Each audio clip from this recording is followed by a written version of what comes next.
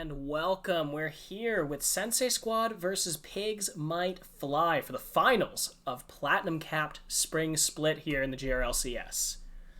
Yeah, and this is going to be a pretty exciting game to watch. If you've seen in the general chat, Mark Haynes talking a little bit about a sort of a redemption arc for himself. I'm not exactly sure what that's about since I joined just this semester for this split. But I'm, curious to see if Pigs Might Fly will be able to pull it out against Sensei Squad, who's been doing just excellently throughout these past games. Yeah, Pigs Might Fly is Mark Haim's team. He designed it. Sensei Squad was actually his old team. And at the end of the split last year, after Mark Hames and the rest of Sensei Squad won, he said, you know what, guys? I'm quitting and I'm making a team to beat Sensei Squad. Uh, So, kind of badass. Yeah, and are we in champ select right now? Yes, we are. I see. So, uh man, I'm just having problems all around because I'm still in the lobby. Pro Draft. We're on Pro Draft. That was the link that I Oh. sent you. Oh, I'm just dumb.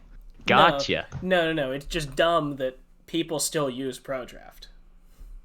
Maybe so. But this is still pretty going to be pretty interesting to see with the typical bands of Aphelios and Misfortune. Very strong ADCs right now, even if Aphelios recently got nerfed. But and then Morgana and Set pretty typical as well, since Set is still very strong even after a wave of nerfs, and then Morgana just generally built in strong with her kit. Yeah, and of course, the Aphelios and Misfortune are both specifically target banned away from Boosted Asian, who has been fairly massive throughout the split, and of course, in these playoffs where he played Varus and Aphelios in the last two games against. Crap. Goliath Esports? Yes. Yeah. Pretty sure it was a live. I was shoutcasting the game. I can't remember, but yeah, it was live esports Lions. Yeah, so Uh, Zac mhm. and Gangplank picked up for the side of Sensei Squad, and Urgot and Syndra for Pigs Might Fly. So thinking either that could be a Gangplank top. That's probably a Gangplank top. I imagine it would be a Gangplank top. I mean, he has a lot of trading power that can work really well against Urgot, and then he scales just a little bit better because once he reaches that level 13 point, for his barrels to just be very quick in cooldown times, or at least when the tick down time. So then whenever he kills them with his ability or with his auto attack, he'll be able to pop them, and it does like tons of damage. So I'd imagine it would be Gangplank top, just to outmatch this Urgot. Yeah, and the Jarvan is picked up for Pigs Might Fly, so they do have that match in the jungle. Jarvan, very good early ganker, whereas Zac does need to get those first couple of levels before he can start getting ranks in his Elastic Slingshot. The Callista, going to be banned by Pigs Might Fly. Sensei Squad should be targeting the bot lane. Should just be targeting the bot lane of Pigs Might Fly. It's possible that we see Syndra go into the bot lane as well. It can be a little bit of a flex pick there, but I'd imagine they're looking to see a little more of a maybe a traditional ADC, but they're going to go ahead and ban out the supports just in case it is turns out to be a Syndra ADC. Also, because Pigs Might Fly really is doing a lot of the banning themselves, Aphelios, Misfortune, Callista, and Varus all taken away from Boosted Asian, but of course that means that X-Craze can't play them either. So the final ban for Sensei Squad, I assume it will be a target at Mark Hames. Imagine so, just because consistently he has been doing pretty well in the series as the support for Pigs Might Fly. But we're going to go ahead and take away the Aurelian Soul, which I would say firmly makes it a standing point where they do believe that this Syndra will be going into the bot lane and Tark be picked up for Mark. Yeah, so Pigs Might Fly. They technically get the ADC counter pick, but ADC counter picks don't really matter. So Sensei Squad will be picking up their AD and their mid laner. Of course, Pigs Might Fly. They could always go for that Syndra ADC, and they're just waiting to see what the rest of the Sensei Squad draft is going to look like. Yep, and with these last few seconds, we'll see. And it's going to be Ezreal picked up for the bot lane. Very strong, or very safe pick, but can be pretty aggressive because nowadays Ezreal does pick up the lethal tempo, which makes it so then he can just eat in and start doing tons of damage with his auto attacks, thanks to his Essence Flux. Is not Essence Flux, is his passive. Um, and on top of the attack speed you get from the lethal tempo, and it looks like it's going to be Nico to round out for the team of Sensei Squad. Very strong team fighting comp here for Sensei Squad. I mean, they've got that Pop Blossom, they've got the Zac Engages, Gangplank Barrels, and to round it all off, they've got that Leona running around disrupting. So we'll see what Pigs Might Fly do. They're probably going to want something a little bit safer here, and it looks like it will be the Syndra bot if this Talia is to be believed. Of course, it could be Talia bot as well. Both of these mages can flex into either mid or the bot lane carry. Right now, I believe this is actually a pretty good comp for Sensei Squad to go into, since Pixelmate Flight is lacking in terms of a very strong aid or physical damage carry. They do have Urgot, which will supplement for some of that. But in terms of overall team fights, you're going to see lot more Talia coming out rather than A4s who could will probably go more of a tankier build. So Sensei Squad can just focus up and build a lot of magic resist, such as an adaptive helm, which would be very good against Leah and Syndra. Yeah, Talia, Syndra, both of them with the Qs for both champions. That's going to be basically their spammed abilities. Urgot, as you said, is a little, he's physical damage for sure, but he's just not a hard carry the same way that Gangplank would be for the side of Sensei Squad. So, since this is Pro Draft, they are going to go through and run down Champion Select here, but we're just going to keep talking about the draft. Who do you think won draft here? I mean, obviously, you voiced your opinion that Syndra Talia, you don't like it very much, but, is that enough to qualify Sensei Squad as having won the draft?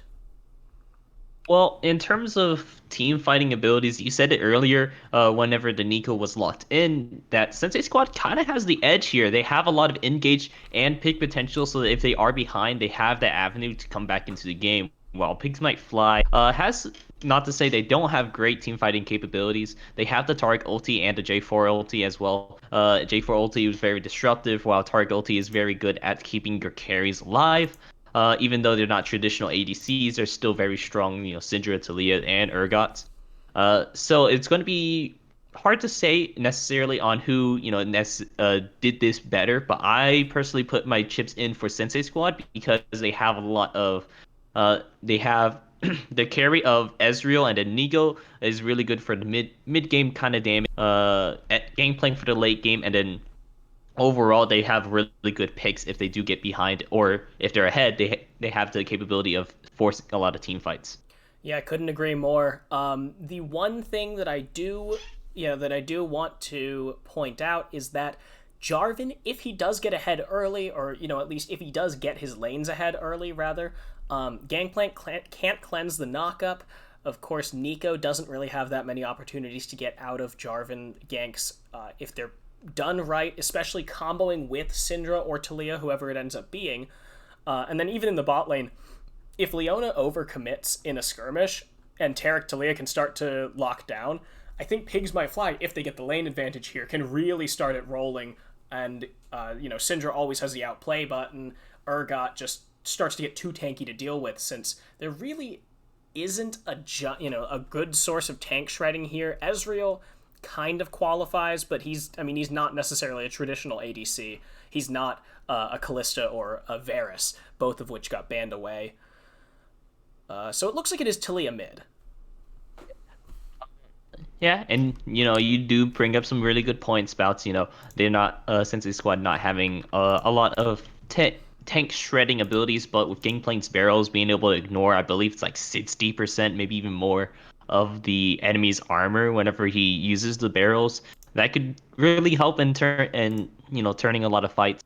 So I don't know. I personally believe that Sensei Squad kind of has the edge just because they have options to fall back on rather than Pigs Might Fly trying to find a pick with just Tark and Jarvan is a little bit tougher, especially because both those people kind of have to go into the fray in order to find these picks, while Leona and Zac have easy avenues to get on top of people, and as well as Nico's overall utility with the Glacial Augment build, which Yeah, I'm pretty sure is Sujiko. I was gonna say I am looking forward to seeing if this is a Nico Glacial Augment.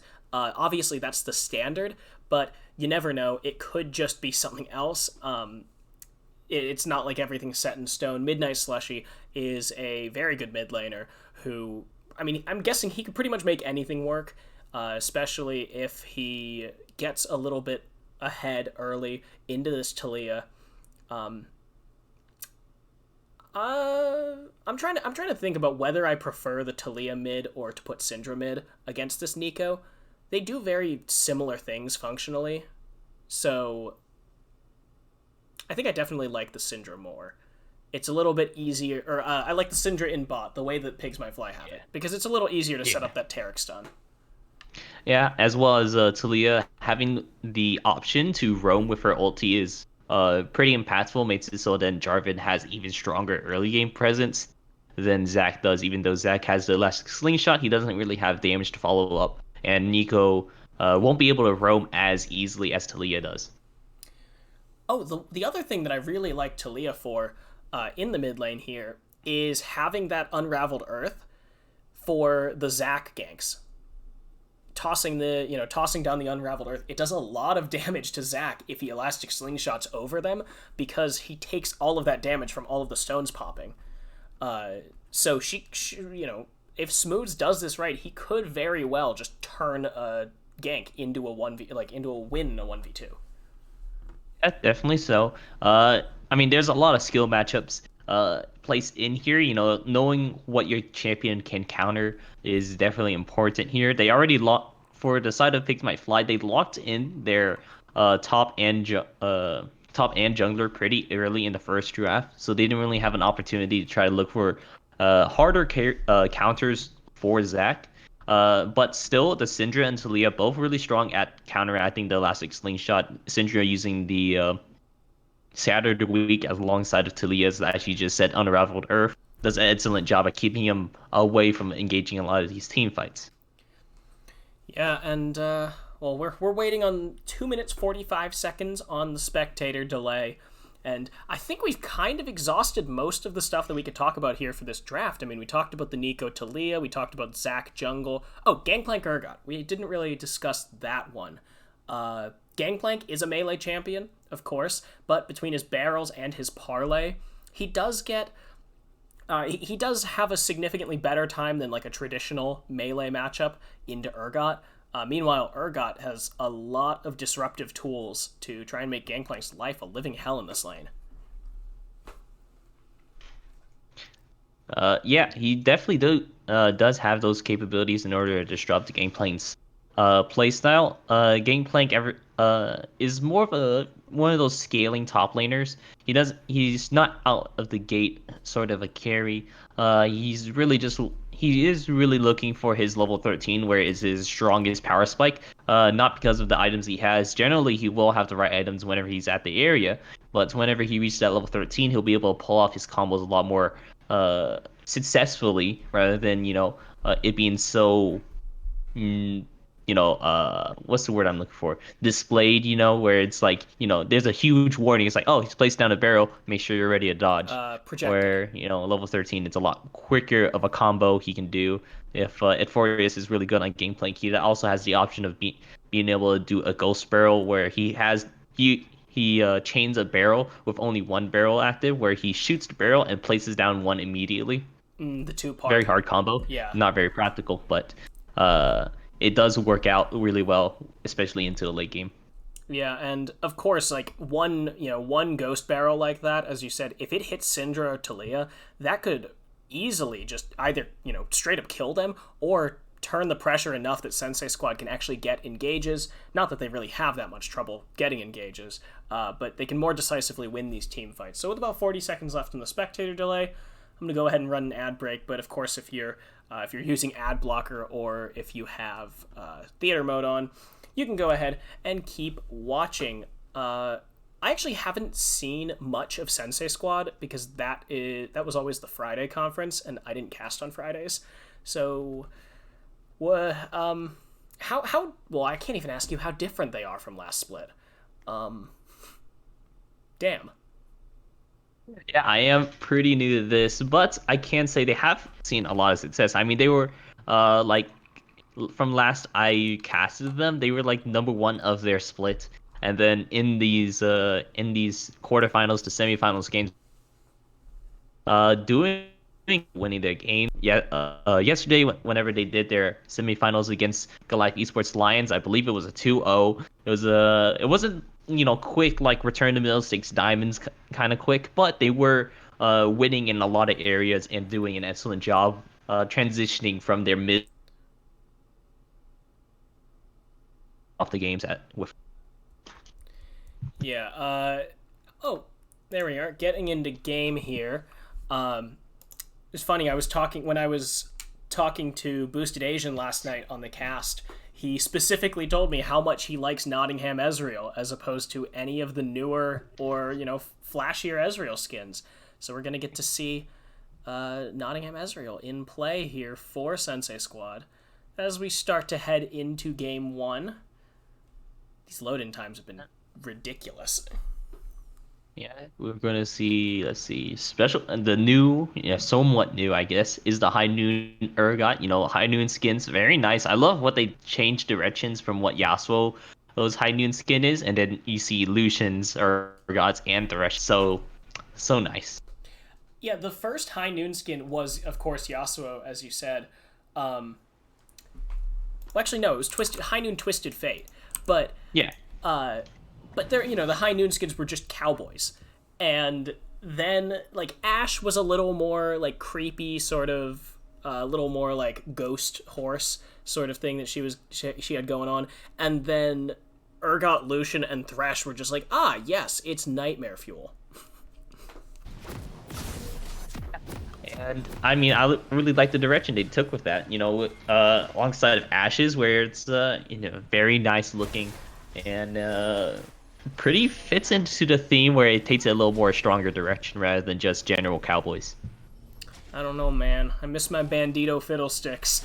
But we are in the game here for the finals of the GRLCS 2020 Spring Split Platinum Capped. It's Sensei Squad versus Pigs Might Fly. And on the blue side, we have Sensei Squad. Ed Forius in the top lane on Gangplank. US Secret Cervix on Zac in the jungle. Midnight Slushy on Nico in the mid lane. And Boosted Asian and Zale1212 on Ezreal and Leona in bot. As for the side of Pigs Might Fly, we have OG the Arbiter playing Urgot in the top side. We have Rembones playing J4 in the jungle, Smoobs in the mid lane with Talia, and then rounding out their comp, they have Craze and Mark Hames in the bot lane with Syndra and Taric. Yeah, Ari Panda in chat says, like, this is the game of the day, really, and I have to agree, because as far as all of the, this isn't Diamond, so you can't say, like, oh, well, this is going to be the best highest level gameplay or whatever, but what this is the best narrative that we have in this entire year. Sensei Squad versus Pigs Might Fly. Not only do they both come from the Solari conference after 3 of the 4 teams that had to play in quarterfinals were from Lunari, but also, as we said before, Pigs Might Fly was specifically built to beat Sensei Squad by Mark Hames. And that is going to be quite the show we have here at the very least. See if we're going to see this lovely narrative pull out through, or if, maybe Sensei Squad still shows that maybe even though you built up this team to specifically beat Sensei Squad, they'll still be able to make it out of here with the win.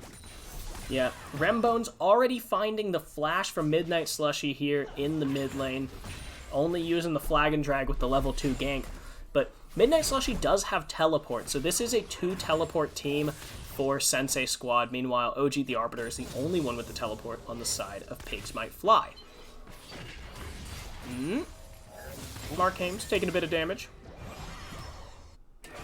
Yeah, stepping forward quite a bit, but just general tradings around here. We're not going to be looking for a lot of kills early on. only ones we really see if the junglers come by, or if bot lane goes for like some early aggression with that Leona they have. But Targ is pretty good at disengaging a lot of these fights as well. So But Midnight Slushy already taking a lot of damage from Smooths. And Smooths has the Ignite as well, so Midnight Slushy has to be careful, otherwise this could very easily turn into a solo kill first blood.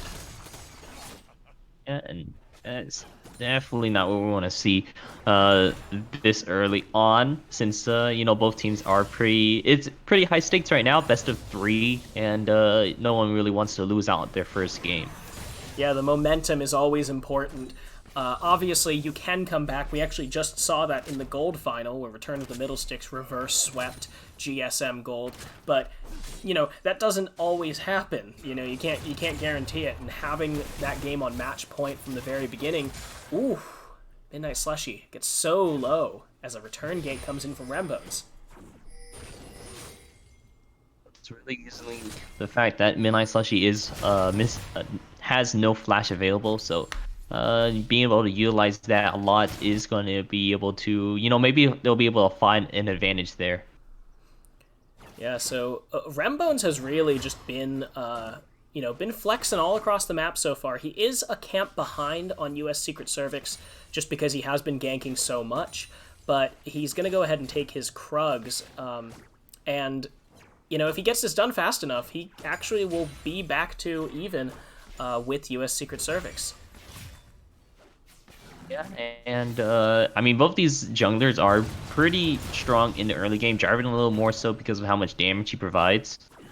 But you know, if you can keep up with farms, especially with the farm changes they've recently, where I believe it's level 9 up, they increased the EXP in jungle from 1.25 to 1.35 experience. You can really get pretty far ahead.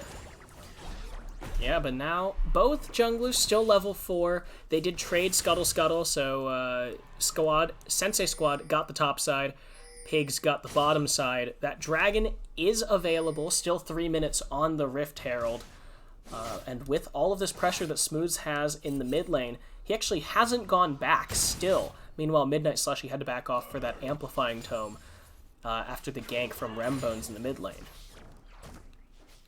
Low, not unfortunately not picking up any big power spikes there, but being safer is better than trying to greed out and make sure that you return it with big power spikes. Especially because this Talia went for the corrupting potions, more of a, you know, lane sustain sort of item to build, and really helps out in a lot of these trades early on. So you know, Nico's definitely going to feel that in this early parts of the game. Yeah, and Nico is level 5. Smooths has reached his level 6 power spike. He can start roaming, but it looks like he is going to go back first. He's out of charges for the corrupting potion, so not like he would be able to do anything with his 0 items. So now he does pick up that lost chapter. X-Craze also grabs his lost chapter as he comes back to lane, and it looks like Rembones will be focusing on this dragon. It's a first mountain, which is I think it's numerically, should be one of the best, it should be the best dragon that you can get one of. Yeah, definitely. So I mean, one of a little extra resistance is always welcome, especially on the side of Sensei Squad because they have the Ezreal, a little easier to build some resistances on with Ezreal. Yeah, of course, if Boosted Asian goes for that Frozen Fist instead of the Trinity Force. Right now, he only has the tier, is going to build into that Manamune very early, and Rembones has actually moved up to the top side while OG the Arbiter has blown his flash, getting away from a gank by US Secret Cervix. So we'll have to see, now that both top laners have their ultimates, how Edforius will impact the map and how OG the Arbiter will be going for potentially a solo kill, or just a gank here. As Rembones comes through, Edforius is going to get slowed down, has to flash the knockup.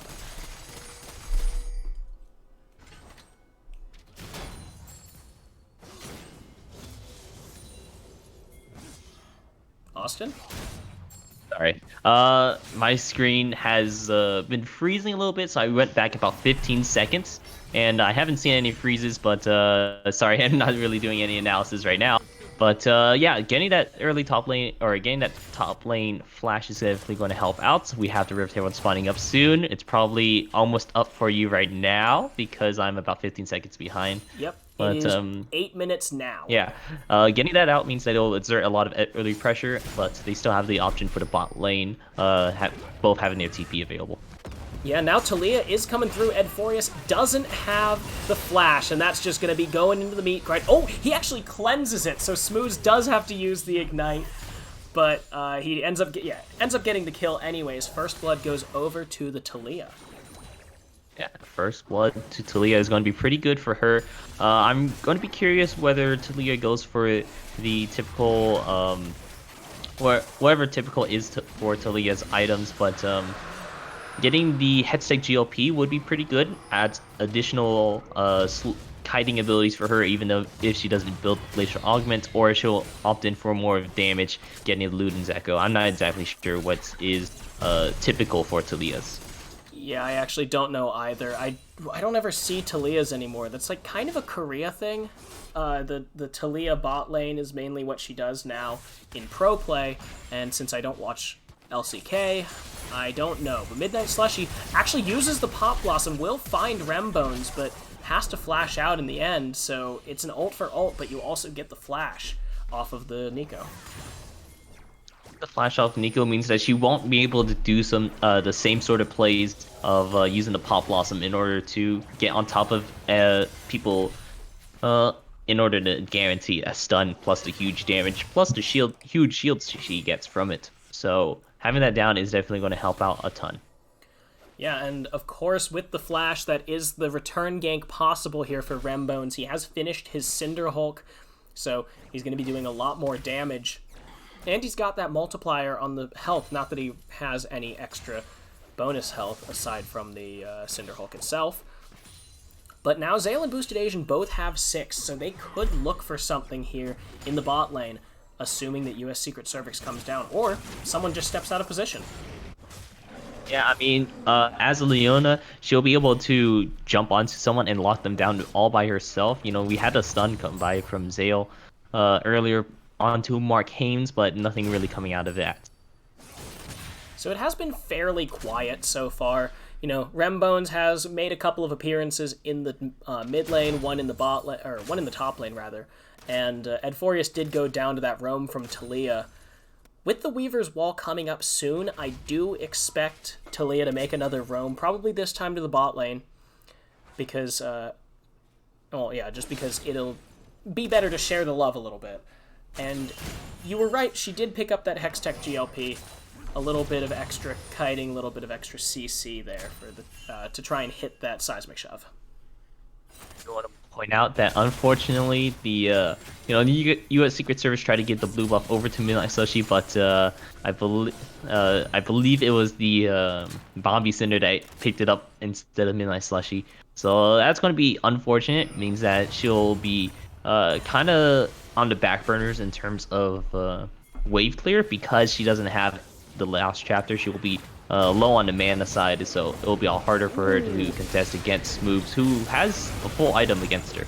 Yeah, Smooths is in trouble, though, taking a lot of damage. Edforius is going to get the kill onto Rembones as well, and that's a double for the Gangplank. That is way out of position, and now it looks like it's going to be a 2-kill advantage here in the bot lane, or a 2-kill for 1 for Sensei Squad, as Boosted Asian picks up a double. That's disastrous.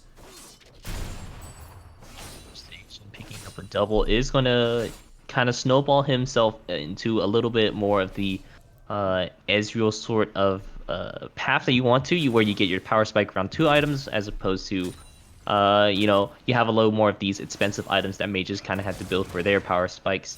Manamune is a pretty cheap item, but yeah, Manamune definitely cheaper, but not as efficient. So really, Ezreal is more on a timer than a gold number.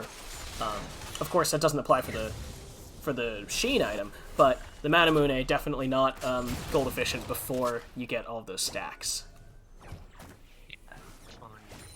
not just because you know you're really investing into a time sort of deal of whenever you finish up that item. So yeah, sorry I kind of cut out right there on my side. I forgot that I'm behind you, and I just got to the part where I'm doing a bunch of team fights. You mind? And now it's just going to kick me out of spectator mode. Man, So gotta I'm love home. basically casting solo here, guys. My color casting Yeah, is useless. yeah, I am. I will be playing out this entire game in my head and just providing a little bit of commentary on the side. So don't mind me. So But now, go ahead. the engage here coming through. They're actually missing the Zenith Blade by X-Craze. That could be huge. The ultimate comes out by X-Craze, the unleashed power. Now, Zale on the run. If Mark Hames can get a stun, Rembones is coming in. They're going to get the stun, or Zale's going to get the shield bash off, but Mark Hames is going to find the stun onto the Leona. Now, the unleashed power comes out. Now, US Secret Service is in the fight. Rembones does get pulled back. The True Shot Barrage will pick up the kill. Boosted Asian at 3-0. Ooh, and this is one strong Ezreal. He has the Sheen, he has the Manamune, and he is stacking. He's going to go ahead and look to pick up this Trinity Spore, so he's looking to do a lot of damage for his team rather than looking for more utility items. But right now, we might have a little bit of alcove gameplay coming in. Okay. True alcove gaming here, but no, Mark Hames will just take a lot of damage, actually. Boosted Asian does some damage. He uses the cleanse, but X-Craze is out of mana. Now, Boosted Asian just going super far in. One more Q should do it, but Mark Hames is body blocking. Good support. Yeah, good support indeed. Top lane's just doing a little bit of trading. I believe this is around the point where Urgot has max level on his W, so he's going to be able to hold that and have quite a bit more DPS than he used to, just because he doesn't have to worry about it going on cooldown. He can just toggle it on and off. Yeah, and not to mention, Urgot's first item, of course, is Black Cleaver here, which can't get reduced by his W. Applies on-hit effects at a reduced damage number. Doesn't do that with Black Cleaver because that's not damage, it's just armor shred. So this is actually really good for Urgot having level 9. Well, now he has level 11. But we'll have to see how he can try and use this to fight Edforius, get those on-hit effects, and maybe get a solo kill. Yeah, solo kill indeed. It's going to be pretty interesting because we're almost at the point where Gangplank is going to be able to do a lot more of these barrel combos. Not to say that he's not doing a lot of good combos as is, but it's just going to make a lot of his combos a lot easier and more frequent to come out. Having a lot more success rate means that he'll be able to trade a lot better and do a lot more fighting in the lane and contesting what's happening rather than having to worry about what's with getting teamed up on, because it's hard enough as is solo. But right now, solo going in right now. Edforius, I mean, he dodges away from the Fear Beyond Death by just not doing anything about it. Now Smooths has gone far too deep. Edforius on a killing spree, 3-1, and it looks like Rembones and OG the Arbiter, they're gonna get away with the Rift Herald, but they lose their mid laner in the process. Yeah, that was very good rotations on both teams. OG the Arbiter looking to pick up a kill on Edforius, but Edforius team being in the area decides to respond accordingly, rotates up there, and managed to pick up a kill for Edforius and saving his life, keeping his bounty and make sure that doesn't go into anyone. Yeah, that is huge, actually, because Smooth's dying for a second time without getting anything is going to mean that he gets further behind against this Nico, losing a little bit of pressure. Certainly losing your life doesn't feel good, but Midnight Slushy now going to get engaged on by Rembones. However, US Secret Service is over the wall, and Rembones, he might be turned into a skeleton soon. Midnight Slushy is going to force his flash, and the Jarvan barely lives. Is going to be able to make it out with his life. And in turn of a flash, which is a pretty important summoner for Jarvan, it makes it so his ganks are just a little bit harder. He has to do it a little more traditionally rather than a little flashy with the with doing the drag and flag flash. Yeah, so now the top lane turret will go down in favor of Pig, but the mid lane turret's already down, so they do not get the first turret of the game there, and it's a 1,500 gold lead here for Sensei Squad. Most of that is centered on the Gangplank and the Ezreal, both of whom have 3 kills, and that's half of their team's kills. And I mean, both of those people that have the kills are really strong scaling into the late game, so it's not like they're going to be falling off anytime soon as well. So this is looking very good for the side of Sensei Squad, having the Ezreal scale into his late game. He's about to pick up his power spike of the Triforce. Maybe right now, no, he's going to pick up the Phage. Damn, wrong at counting how much money he has. So close. He's about 40 gold off right now. If I only waited 40 gold later. But yeah, maybe, yeah, he's just going to go ahead, walk away, and then pick up the power spike later. He's still going to be able to have the 20% CDR and it all gives, but he's doing just slightly less damage than he would be waiting for about that 3-3-3 combination number. Yeah, the Sheen passive is not upgraded unless you get the full Triforce. So, Boosted Asian, just waiting right now. He's waiting on that last bit. The Rift Herald will drop here, and it will certainly take out this bot lane turret. Kill credit goes over to Rembones, but now US Secret Cervix and Midnight Slushy are both here. Looks like a couple of Zacks, but, you know. Size yourself as a Zac, they don't know which one to dodge. True. Except for the fact that one of them has Elastic Slingshot. Yeah, but the other one has some Tangle Barbs, so, you know, you can run at him, but, you know, you're just going to get rooted, or you're going to get knocked up, or you can run away, but what if it's the real Zac? What if it's the real Zac? But now, the Ocean Rift is on the map, 30 seconds left for this dragon, and Sensei Squad are looking to get their 3rd Drake of the game here. They have grouped up around it, and Edforius does have his teleport, so if a fight starts, not only does he have the cannon barrage, but he also has the TP to get into the fight himself. Yeah, I mean, we do have, you know, Soul Point contested here. Oh, Mark Haynes looks like he's going to get caught out here by Zale and Midnight Slushy, but just going to be disengaged right here. Super Soaker was used, and the Mark Haynes is going to be taken really low here. Ooh, True Shot, but Barrage not going to connect, though. Yeah, so now Sensei Squad might actually start to get pinched. OG the Arbiter has some damage, and wow, that's a big scatter the weak. Rembone's going in. He's going to jump on top of 3. The ultimate is going to come through for X-Craze. They get the kill into Boosted Asian, and that is the majority of the damage. Now the grinder comes through, and Zale gets taken down. Midnight Slushy coming through OG the Arbiter. He's going to tank up a little bit here, but right now it's a 2-for-1. Rembones fell in the back of the fight, but Edforius is here to make it a 4v3. Make that a 3v... No! Smooth gets out! No, he doesn't. I lied. US Secret Cervix now into the stopwatch. He will be put into his passive, and it's going to be a 4-for-2 at the end of the day. This one goes in the way of Pigs. With taking down Zac means that they can safely go ahead and do this objective. We have a lot of team members coming back alive for the side of Sensei Squad, but that also means that Rembones is up and is making his way over towards the Dragon to deny this contestation for Soul Point. Yeah, since UX Secret Cervix died last, he will not be able to get there. The True Shot Barrage in vain, as Boosted Asian will not be able to pick it up. A dragon going over to Pig, and the gold is back in their favor just a little bit. 400 gold with such a, you know, picking up all those bounties is going to be feeling very good for the side of Pigs Might Fly. And we're hoping to see if they'll be able to pick it up around here, see how well that does. Urgot picking up the Death Stance, the slightly nerfed Death Stance for him because he is a ranged unit. He only turns 20% of it, I believe. No, it's not even 20. It's less. I think it's 15, right? I can't remember. I can't remember what it is for default. Wasn't it No, you heal 15%. Yeah. Yeah. It's default 30 for melee champions. I think it might be 20 for ranged, and then you heal 15, but it's only 5% on AoE, which includes his shotgun knees. Yeah, so overall not as strong as it used to be, but these resistances are definitely welcomed for this tanky juggernaut kind of guy. Yeah, and now though Edforius is level 13, so he will be able to get those fast combos off with his barrels.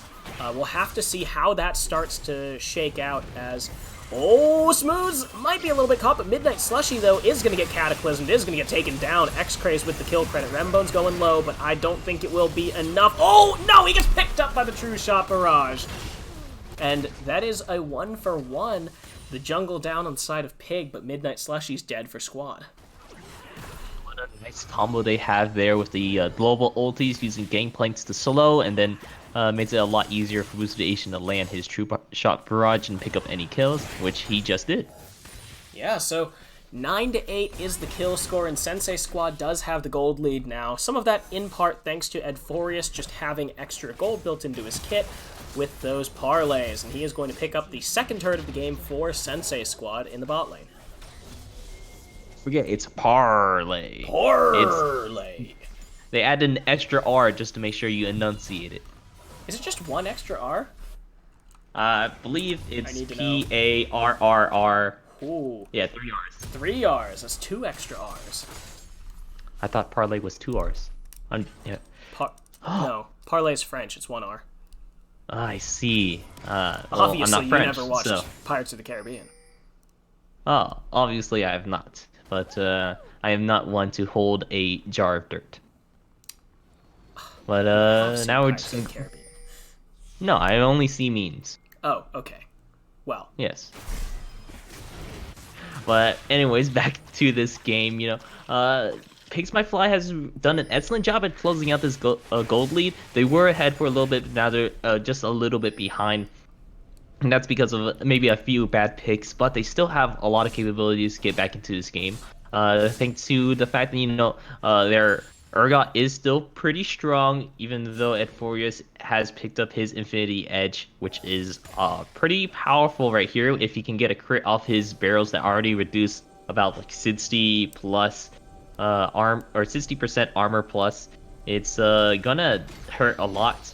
So, but you know, maybe Urgot will be able to make some pretty good plays with that Fear Beyond Death. You do have to worry, though, about Pig, just because their team comp isn't really suited for that late game. They're lacking a lot of DPS to take down turrets and objectives, and meanwhile, on the side of Sensei Squad, they've got Ezreal and Gangplank, 2 champions that are super good at sieging, super good at counter-sieging, and they scale really well. Meanwhile, Nico's Pop Blossom could, you know, you get a 5-man Pop Blossom, that's pretty much the fight. Like, that's it. No. Yesterday, I believe it was according to General VC, he says that Nico kind of falls off pretty hard in the late game, but the Glacial Augment build kind of gives her that utility to provide her for the late game, as well as the slows help out a ton in the early game, getting the slows, so then you can land your important CC abilities. I definitely agree with Vici that Nico falls off late game, but that's more in that's more in comparison to like tanks. I mean, like, yeah, she's not going to be killing Jarvan or Urgot or Taric very easily, but Syndra and Talia are never going to build magic resist. So you know, if those two get caught by Midnight Slushy, he's still going to be doing a lot of work. It's just against a normal team comp. Certainly Nico does less than a lot of other mid laners, and ooh, Boosted Asian gets beaten down. Not dead, but he's close. Now the Weaver's Wall coming through, but it's going to only block off the Gangplank. X-Craze looking for some hits. That's going to be the jump in by the Zac. Can they find the Dragon here for Sensei Squad? Meanwhile, Rembones, he's going to take down Midnight Slushy. The Cosmic Radiance is on. U.S. Secret Service gets pulled into the meat grinder, but that is the Dragon taken by Sensei Squad. The Zac will fall. It's a 2-for-0, but Sensei Squad have put themselves on Soul Point. Just not out of the fray yet. He's on the run, but they're chasing him down. Ooh, he's going to get slowed and picked up by Rembones. So, all in all, it's 3-0, but the Dragon goes over to Sensei Squad, and they get close. You know, they were close to winning that. They had Rembones super low, they had Mark Hames super low, but Boosted Asian had gotten chunked out early, so there isn't really much that you can do at the end of the day here. It's going to mean 2 turrets over, 2 Pigs Might Fly, and they're going to walk away with a 1k gold lead. 1k gold leads definitely going to feel good in their pockets, but I am but having that soul point advantage means that you'll be able to contest. If the other team wants to go for a Baron, you can really threaten the thoughts that you can go ahead and pick up the soul point and make your tanks unkillable, as well as extra sustain for boosted Asian who hasn't built who has opted out of building a Blade Ring King and is looking for more of a Luden's Echo right now. And I really do like this from Boosted Asian, that he's going for that Luden's Echo on Ezreal. It gives you the 40% CDR. It means that you can build tank boots like he has. He has those magic resist boots to deal with smooths and X-Crays. And on top of all of that, it means that your team isn't going to be lacking serious AP damage against these tanks, where Nico would otherwise fall off. Now, X-Craze has to use the cleanse, but he's in the middle of 3 people. He's going to try and stall for Rembones to get there, but he will not live that long. The shutdown going over to US Secret Cervix. Meanwhile, Boosted Asian has found Mark Hames, who flashes over the wall. Boosted Asian jumps over as well. He's going to avoid the stun. Now Rembones, he gets pulled back. Mark Hames is super low. Mark Hames is super dead. And Boosted Asian says, "See ya, my former teammate." Now Ed Forius, he might be caught, but he just flashes over the wall. He don't want none of that smoke. Want that smoke indeed. He knows what OG Arbiter is capable of, but he's staying under tower. He's gonna get dove on. He's getting hit by the shotgun purge, and he's gonna go down, but not before clearing out the minion wave and buying time for his team to go ahead and start the Baron. So the bot lane inner turret will go down in favor of Pigs Might Fly, but Rembones has to pull off a miracle steal here. He has the level advantage. He needs to go over now and steal it. He doesn't have smite, but he stole it anyway. A blue smite hit a champion there. I want to point that out. I think that was US Secret Cervix. And that's going to be unfortunate. That is just unlucky, man. A Baron steal will put Pigs squarely in the lead. They've got a 3k gold lead, and they picked up that inhibitor turret in the bot lane because all of Sensei Squad was on the Baron. And Rembones, that was the stupidest Baron steal I've ever seen. Both junglers either didn't have smite or completely whiffed it. I'm just saying, we did see that it was probably US Secret Service. A blue smite fell down from the sky and hit an enemy champion, whether it be one or the other. So a smite was failed there, and then Rembones picked it up. Similar to how Gangplank managed to pick up that past dragon. He managed to pick it up. I'm not sure if it was due to his ultimate, where it just, that one last wave of bolt of Cannon Barrage cleared it, or if he actually shot a parlay and finished it from there. Yeah, I mean, yeah, I don't want to specifically like blame US Secret Cervix for missing that, because Rembones also screwed that up. It just happened to go on the side of Pigs Might Fly. And a lot of the time, that was a very chaotic Baron steal, where a lot of the time, like, if it's still on 2,000 health and Rembones, like, jumps into the pit a little bit early, you just say, okay, stop touching the Baron, just kill him, and then we can take it without having to 50-50 it. In that case, Rembones went over at the perfect time, and then it was just a mosh pit. So now Mark Hames, he is going to find Zale here, but he's taking a lot of damage. I'm not sure if he wants this. That is going to be the Fear Beyond Death, completely whiffed. Ed Forius uses the Cannon Barrage. Rembones is caught. Now US Secret Cervix, he's going to pull together the mages. He's bouncing, but he can't find anyone else. No one dies somehow, and Rembones, he flags and drags away from Boosted Asian. This is very close, especially because the dragon is up now, and that means that both teams are going to be looking to contest for this. One for a soul point, one to prevent it, and one team has the Baron buff, which gives them a little more extra stats, I believe. Maybe not, but Boosted Asian is going to fall.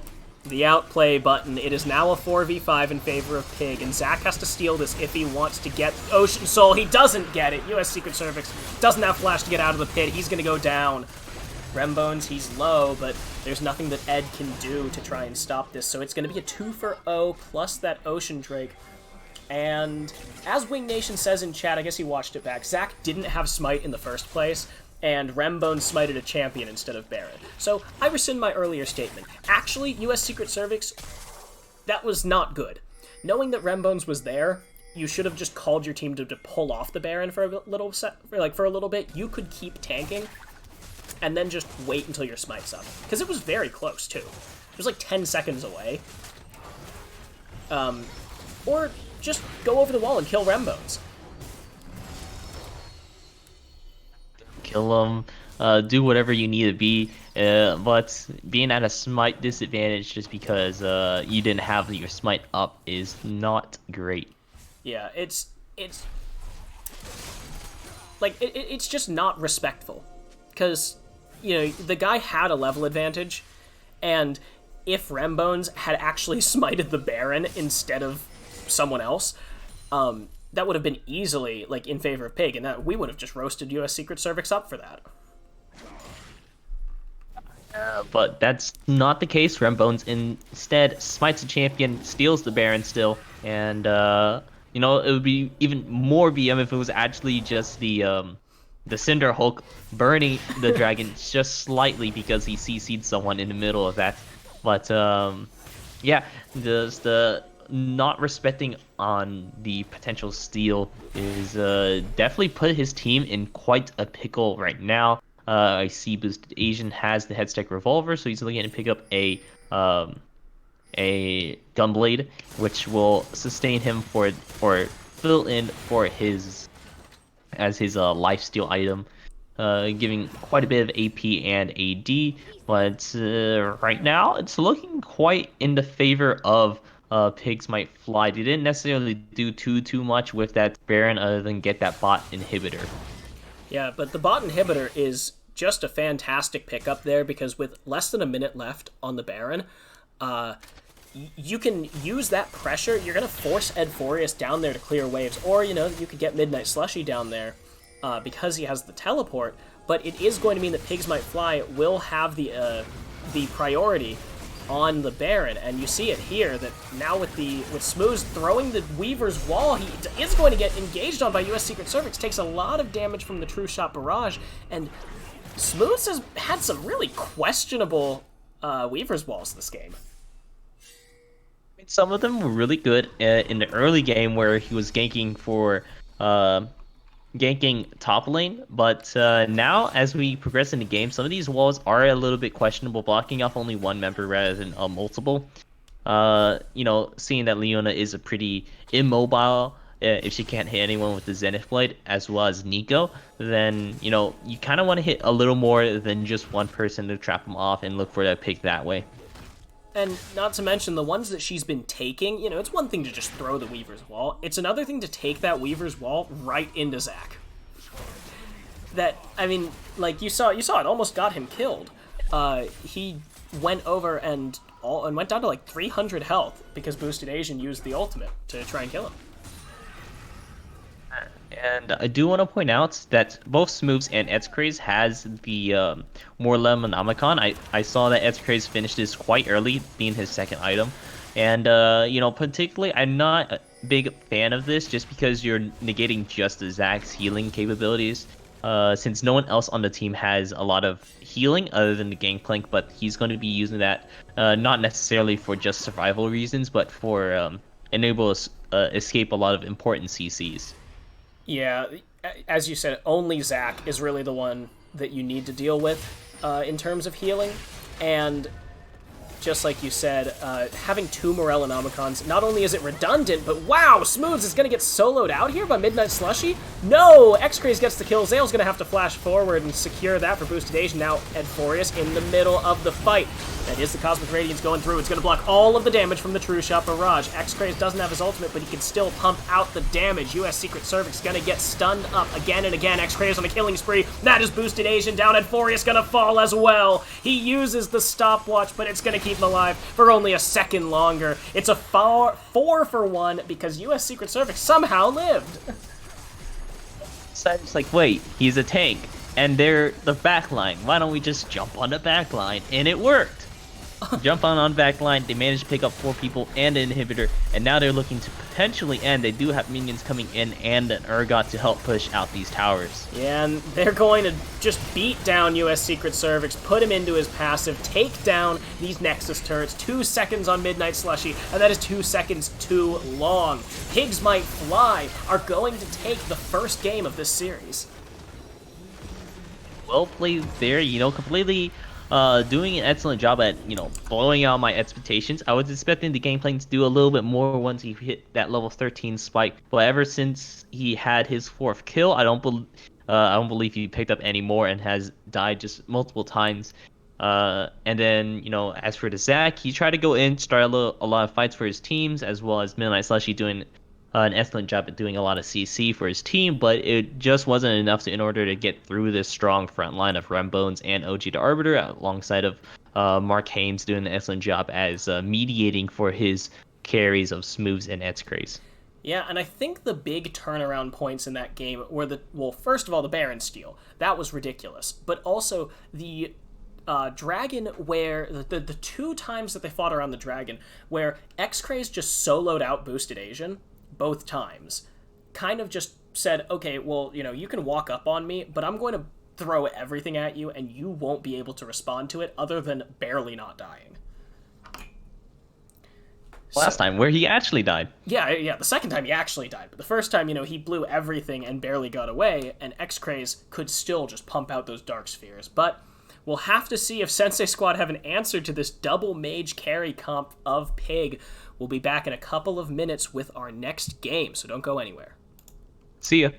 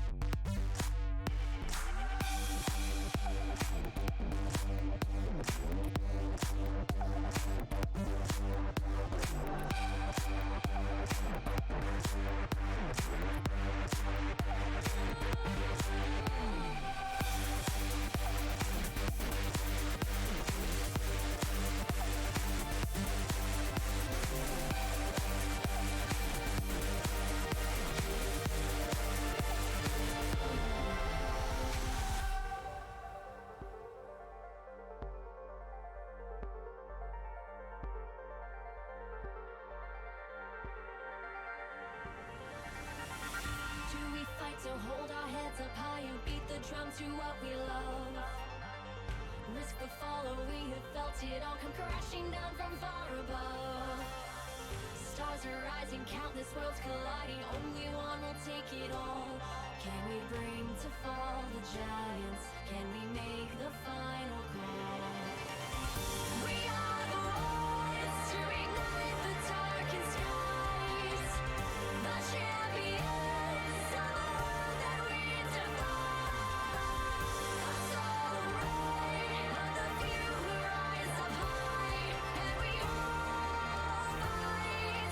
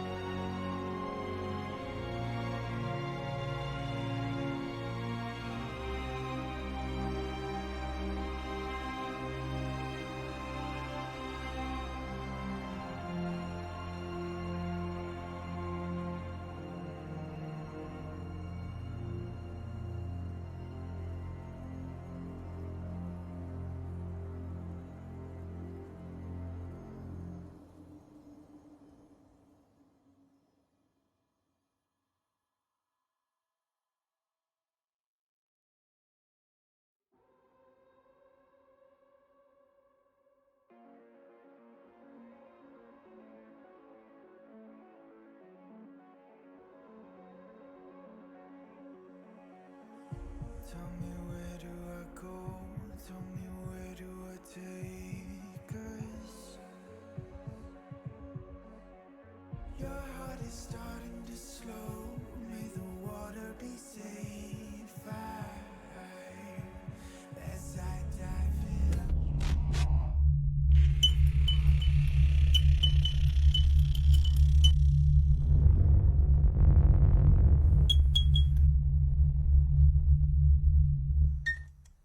Jeez, I've seen fossilizations that were faster than this.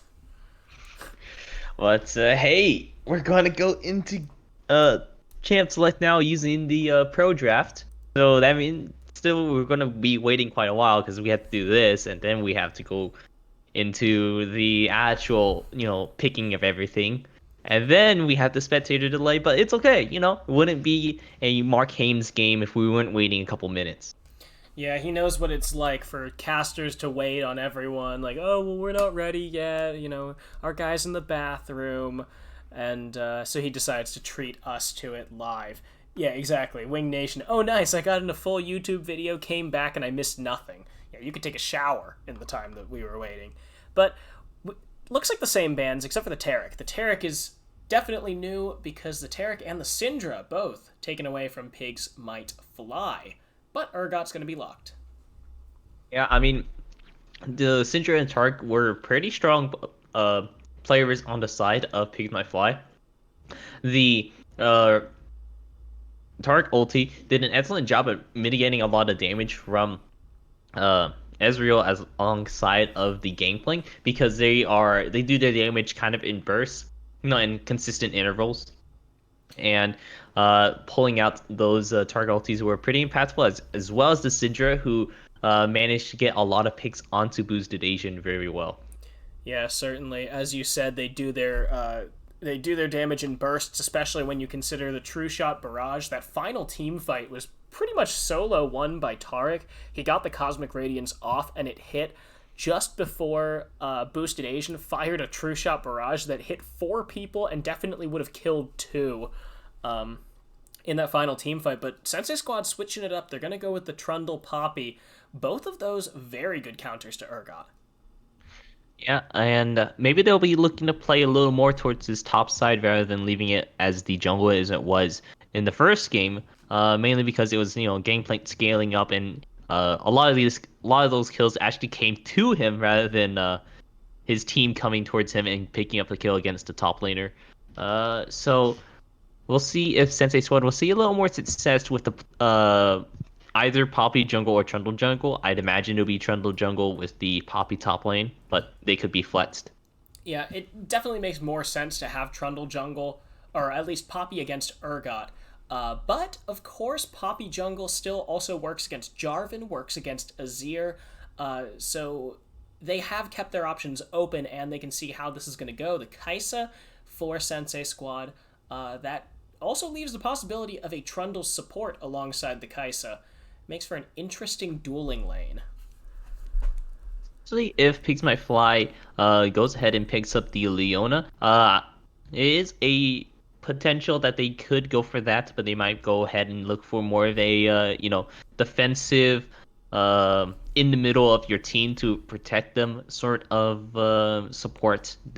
But Sensei Squad's going to go ahead and take away Morgana, which fills in that role pretty well as an initiator if she can land really good dark bindings on top of just jumping in and using those corrupting chains. Yeah, and the other support that Sensei Squad banned last game was the Tom Kench, who is exactly what you said, standing in the middle of the team, making sure that your carries are safe. That's basically Tom Kench's job description. So we'll see what the other ban is, if it's going to be another Tom Kench, or if they're going to take away an ADC from the side of Pigs Might Fly, since, they've already picked up their Kai'Sa. I would have been interested to see Pigs Might Fly to pick up Kai'Sa, not for any sort of secret OP picks or anything. I just want to see a full team of dashing champions, literally dashing champions into a Poppy. I feel like that would just be fun. Just everyone's flying about and then Poppy just counters them all. That's what Vayne's for. Oh yeah, you're right. They still have the Vayne available. Alistar's going to be taken away, so that option. Well, it's still it's hovered, but now it's actually banned out. So that is also an option out. But Thresh as a support, technically he can dash. Yep, Thresh dashes using his death sentence. So Sensei Squad probably going to pick up their support here. They want to make Pigs Might Fly go ahead and they want to make Pigs Might Fly, get the rest of their draft in. Or, Sensei Squad could look for another potential. Nah, I was going to say another flex pick, but Karma doesn't really go anywhere but support anymore.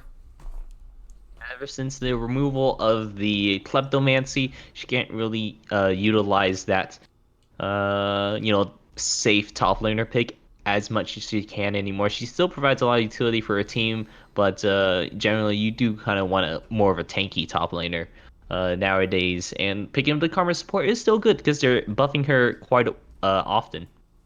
Meanwhile, the Senna Tom Kench probably going to be that fasting Senna lane here for Pigs Might Fly. Sensei Squad, on the other hand, ooh, Kaisa mid.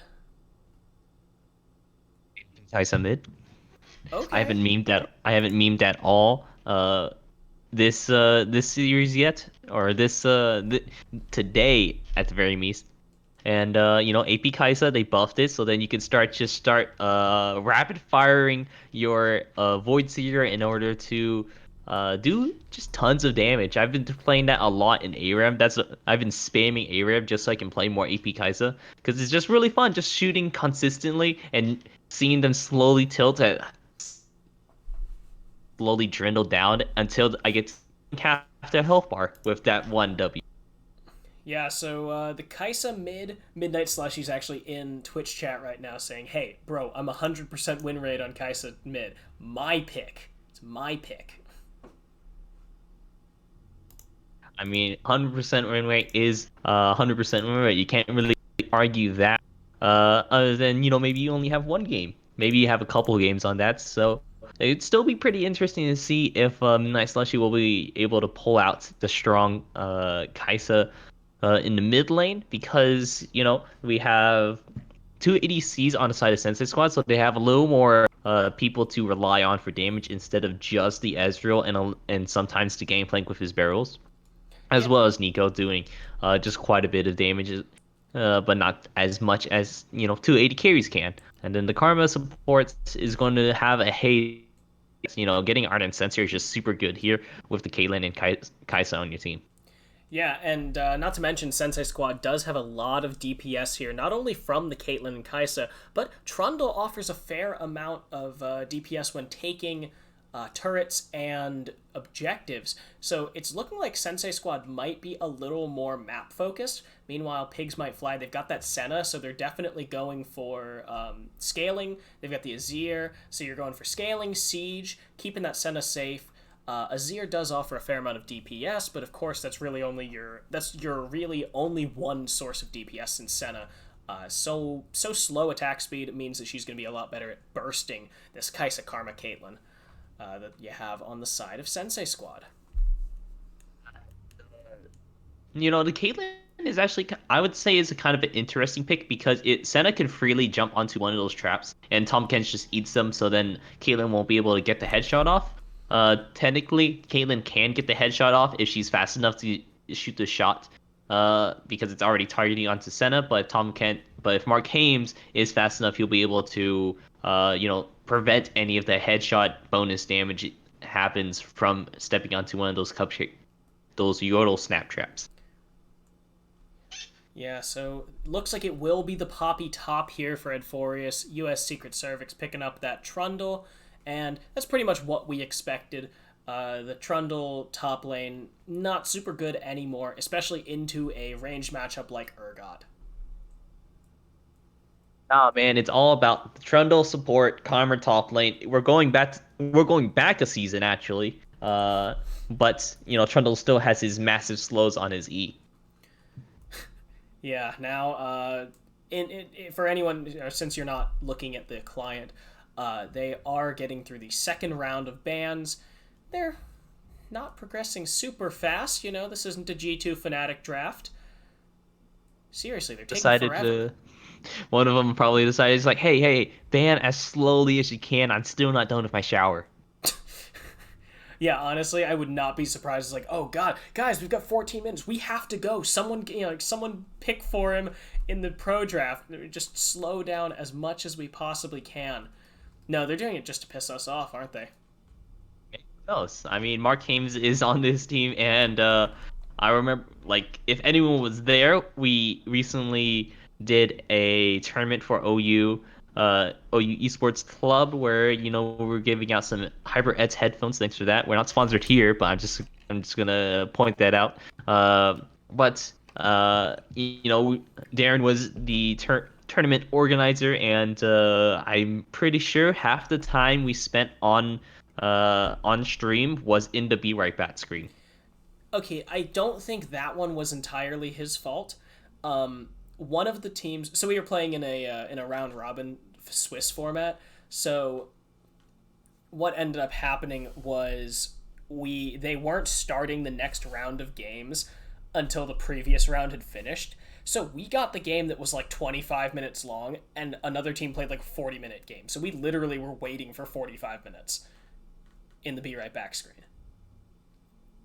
Part of that was also because, he forgot to tell us which game we were streaming. He was trying to figure out who he was putting against each other. So, they are through the draft in the client, which means we only have 3.5 more minutes before we get into game. Whoa! Only 3.5 more minutes. I'm going to cry. Ring Nation, if you want to go back to look up another YouTube video, I won't blame you. We still have quite a bit of time because we also will just go into introductions, and I don't think either of these teams do a lot of 5 stacking, so we won't even see that in the early game. Probably just a lot of trench warfare where they're just going to stand on their respective sides of the jungle and just nod at each other, not crossing over the river. Maybe getting an early ward in just so you know where the jungler is, but other than that, it's probably not a lot of action. And I wouldn't think there would be a lot of action in these lanes either, other than maybe, the Poppy versus Urgot top. And I did want to talk about that. The Poppy versus Urgot top. It's an interesting one. Urgot isn't flavor of the month anymore, and Poppy is much more of a counter pick anyways. So what's your read on this lane? Well, I feel like Poppy is quite a strong champion just because, you have a lot of, disruption abilities. You have the heroic charge in order to smash someone in a wall for good CC, which, Trundle can provide a wall if Poppy needs to do like a little bit of a scuff or in combo. But, and then also having that steadfast presence really blocks a lot of J4 and Urgot's ways to get into the fights as well as Azir. If they really have to wait out the steadfast presence if they want to really engage onto this Poppy for the early game. So I don't think too much will happen. It's a lot on the side of Sensei Squad if they want something to happen, or if Urgot managed to play it right and kind of bait out the steadfast presence, let it wait out, and let his jungler go in for the engage after the steadfast presence is gone. It's really just going to be like a poker game of bluffing back and forth here, isn't it? Yeah, that's a pretty good analogy in order to think about it. So, it's not going to be too much of a really like intense fiesta, but more of a, making sure that they can bluff out each other in order to like, hey, maybe my jungler's here, maybe my jungler's here. Maybe my mid laner Kaisa is here, or my mid lane Azir, who also has a dash that gets stopped by my steadfast presence. Who knows? Yeah, I mean, it's like basically either it's over when Poppy hits W and stops their engage, or it's over when Poppy hits W, doesn't stop their engage, and then they kill her. So I think Jarvan and Trundle will probably spend some more time. Actually, Trundle might spend some time top, but I think Jarvan will probably go for the mid lane. Kaisa she's a little bit easier to gank than a Poppy, at least. Yeah, definitely so.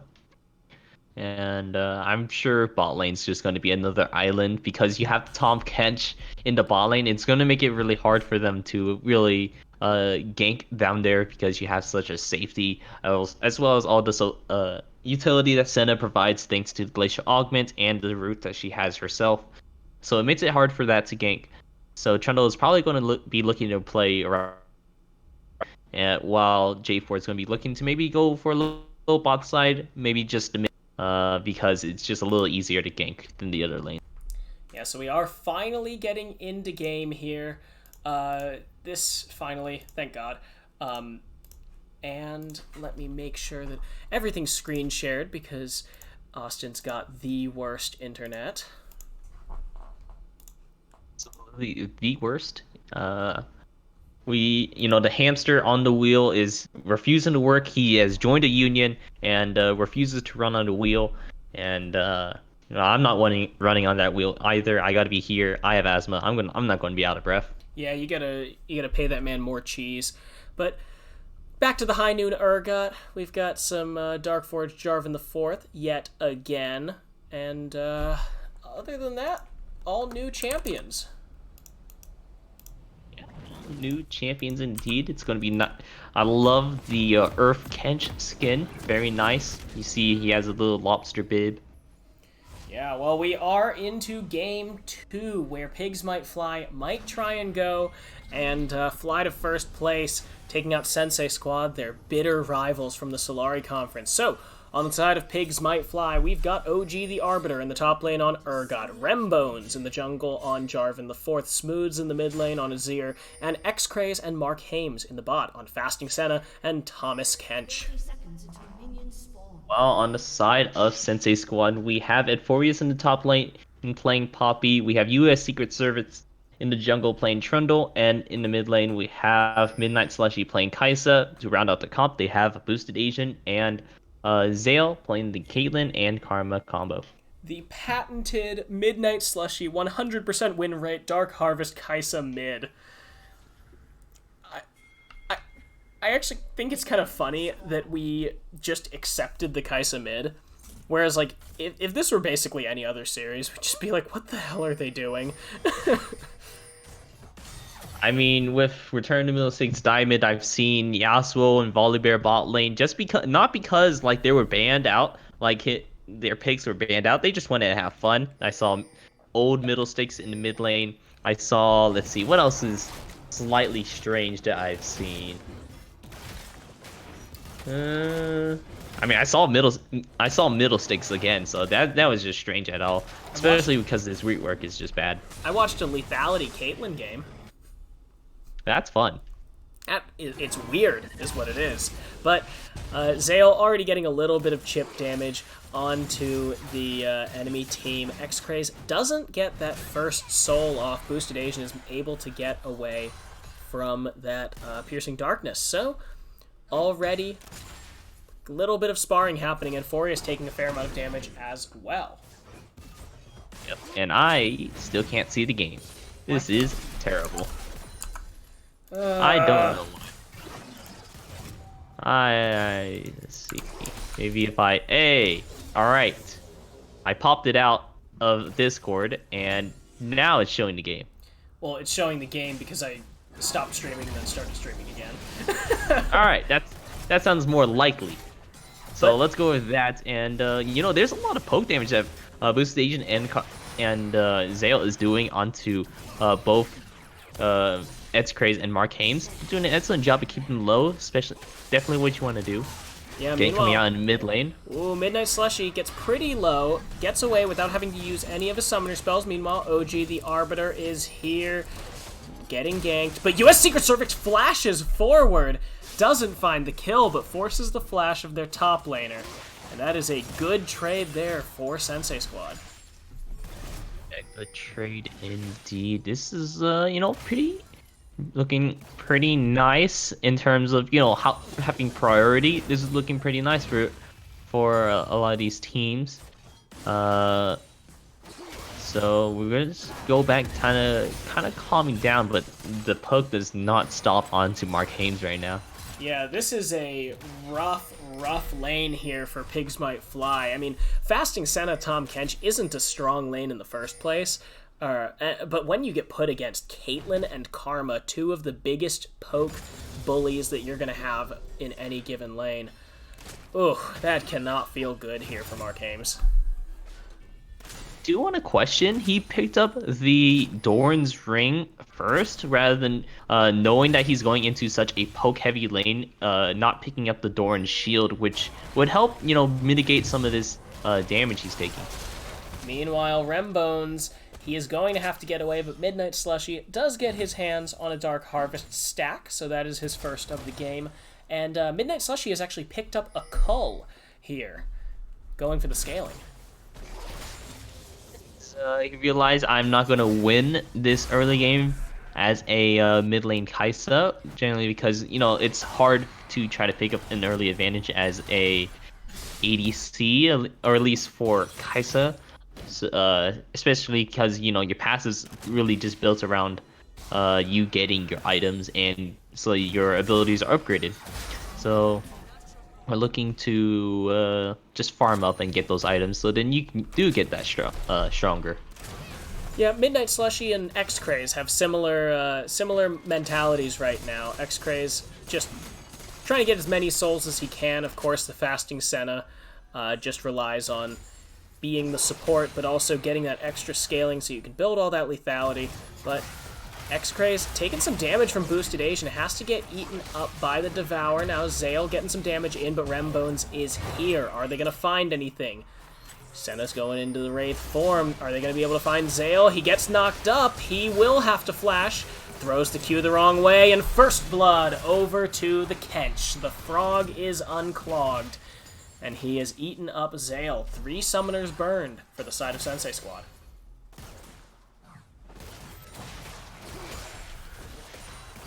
Did I lose you? There you go. Sorry about that.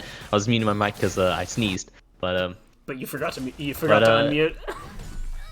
Yeah, and then I forgot to unmute. But yeah, that's gonna be pretty bad. That Sensei Squad lost all those summoner spells, and turns out just to delay Zale's death. So they have a lot less dueling power. But right now in the mid lane, ooh, Smooth? What was that? maybe trying to be a little fancy, get US Secret Servants into the tower, but misjudging how many soldiers there are in your Emperor Divide. You gotta wait a little bit. You know, I'm sure you're used to playing that late game Azir where you have just a million soldiers. But you know, your early game right now where you only get about, I think I counted 6. I think it's 6. Yeah, it's like it's 6, 9, 12 or something. But I don't, 6, I 8, don't 10. remember. I don't know. But it gets way bigger at higher levels. So that's the point. Yeah. So Maybe they're you know, just not used to it. The soldiers are just thicker at later levels. Yeah, the soldiers really get dummy thick and be able to hit those hitboxes and push them into Clap tower, of their but not right now. phalanx throws around US Secret Cervix. I missed whenever the Azir wall used to bounce you around like a bouncy castle. Yeah, because you couldn't, like, if you walked forward onto it, you would just get bounced back off. So if you got, like, hit between, like, if the Azir wall hit you against a wall, you would just, like, bounce off the wall, then bounce off the Azir wall, and then you die.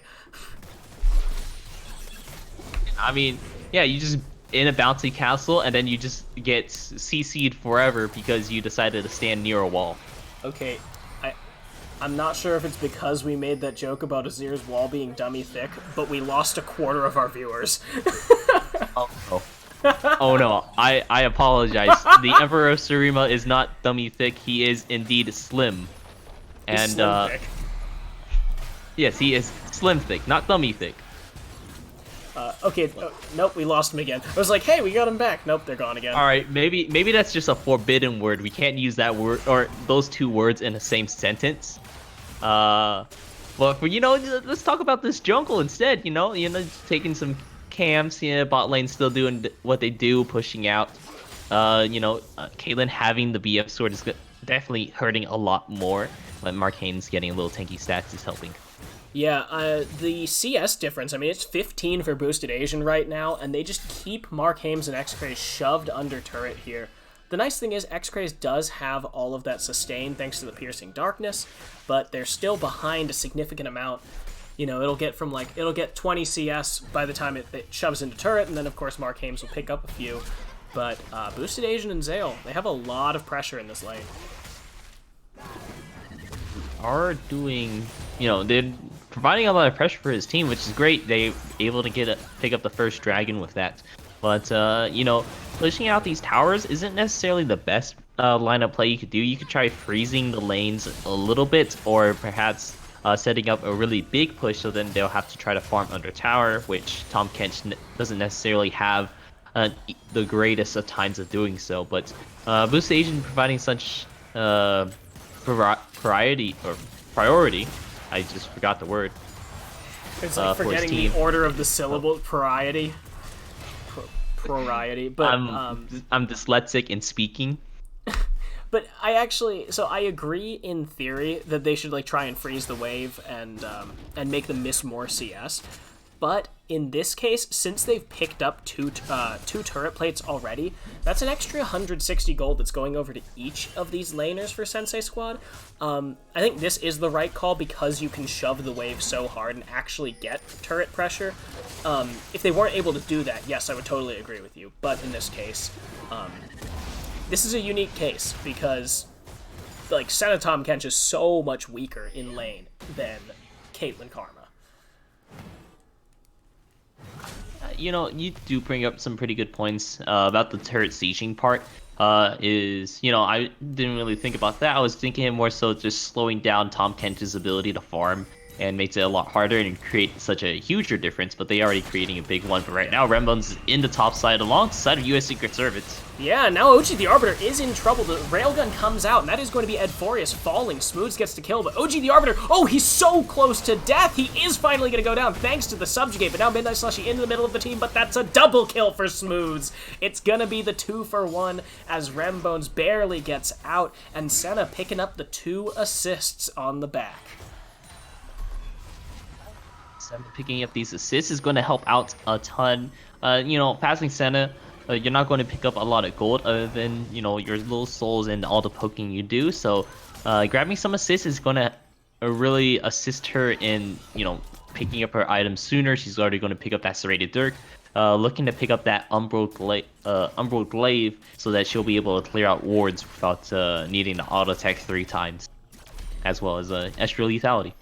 Yeah, and the one other thing before I let this bit go about Boosted Asian and Zale freezing the wave, the one last thing I wanted to say was that Tahm Kench, since he is just, you know, he's like a tanky, supporty kind of, like, his role is not the same, nearly the same as Boosted Asians, or nearly important as Boosted Asians. The difference is, I think, if it were like a regular ADC, by all means, you screw up their CS under tower, and apparently I'm not allowed to make this point, because now it's a 3v3 here. X-Craze going for some damage. He will get a couple of souls off. I believe he is on his second, yeah, he has gotten 2 passive checkpoints already, and he is getting stronger by the minute. Yeah, he's at Caitlyn range now since he had his second upgrade, so if he wants to duke it out with Boosted Asian, he can do so at the same range of him and not have to worry about walking into range and then doing damage and then walking out of it. Yeah, and since he does also have the Serrated Dirk, it does make it a little bit easier when he's trading auto attacks here, because, you know, lethality cuts through armor, which Boosted Asian doesn't have much of, so makes it easier. X-Craze probably is dealing damage at about the same level. He's got 30 AD and 10 lethality. Meanwhile, Boosted Asian has the 50 AD from Stormrazor, but no lethality. Oh, and now Midnight Slushy, he's gonna have to use the Killer Instinct away. US Secret Service is gonna get rooted up. He uses the ultimate onto Smooths. Midnight Slushy super low, and somehow Pigs walk out of this, and they aren't going to be able to find a kill. Now X-Craze has to flash away because Edforius has walked all the way down from top lane. Meanwhile, OG the Arbiter just taking down these turret plates. OG the Arbiter is going to be picking up some nice solo gold for himself, but that also means that solo gold is going to go down for Boosted Asian since everyone's in the mid lane now. And Boosted Asian will get his 3rd turret plate of the game. OG the Arbiter picks up his first. The gold is dead even despite the 3-1 kill lead for Pigs Might Fly. And that is, you know, that's mostly the CS lead in the bot lane. 107 to 90 is about a kill difference. And then US Secret Service has a 10 CS lead over Rembones. Forget about all the turret platings that Boosted Asian and Zale managed to pick up. Boosted Asian picking up 1 for himself. It's definitely huge. I mean, it's much more impactful than picking up just 80 gold individually. But now we have Rembones in the area in case any more of this hard harass comes through onto X-Craze. Yeah, and X-Craze, he takes a lot of damage off of that. He does get the upgrade for his Black Mist Scythe. Or Spectral Sig. Black Mist Scythe is the 3rd one. I don't remember what the 2nd one is. Poke item. Poke item. I didn't really memorize those names. I just remember Spell Thieves, AD Spell Thieves, Relic Shield, AD Spell Shield, or Relic Shield. Well, I mean, I suppose that's as good as any. But Rembones, he has gotten a couple. You know, has gotten 3 assists, 100% kill participation here, thanks to the kill on Zale and the 2 he got in the top lane alongside OG the Arbiter and Smooths. But since then, he hasn't really been able to do or find anything. And now, with the dragon take that Squad is going for, he doesn't even know. It looks like this is just going to be an easy peasy dragon for Sensei Squad. Yeah, we saw, last game we saw Sensei Squad were 2 dragons up ahead, so we can't exactly count out that Pigs Might Fly won't be able to take another, or be able to turn it around and take a dragon for themselves and prevent them from reaching this soul point.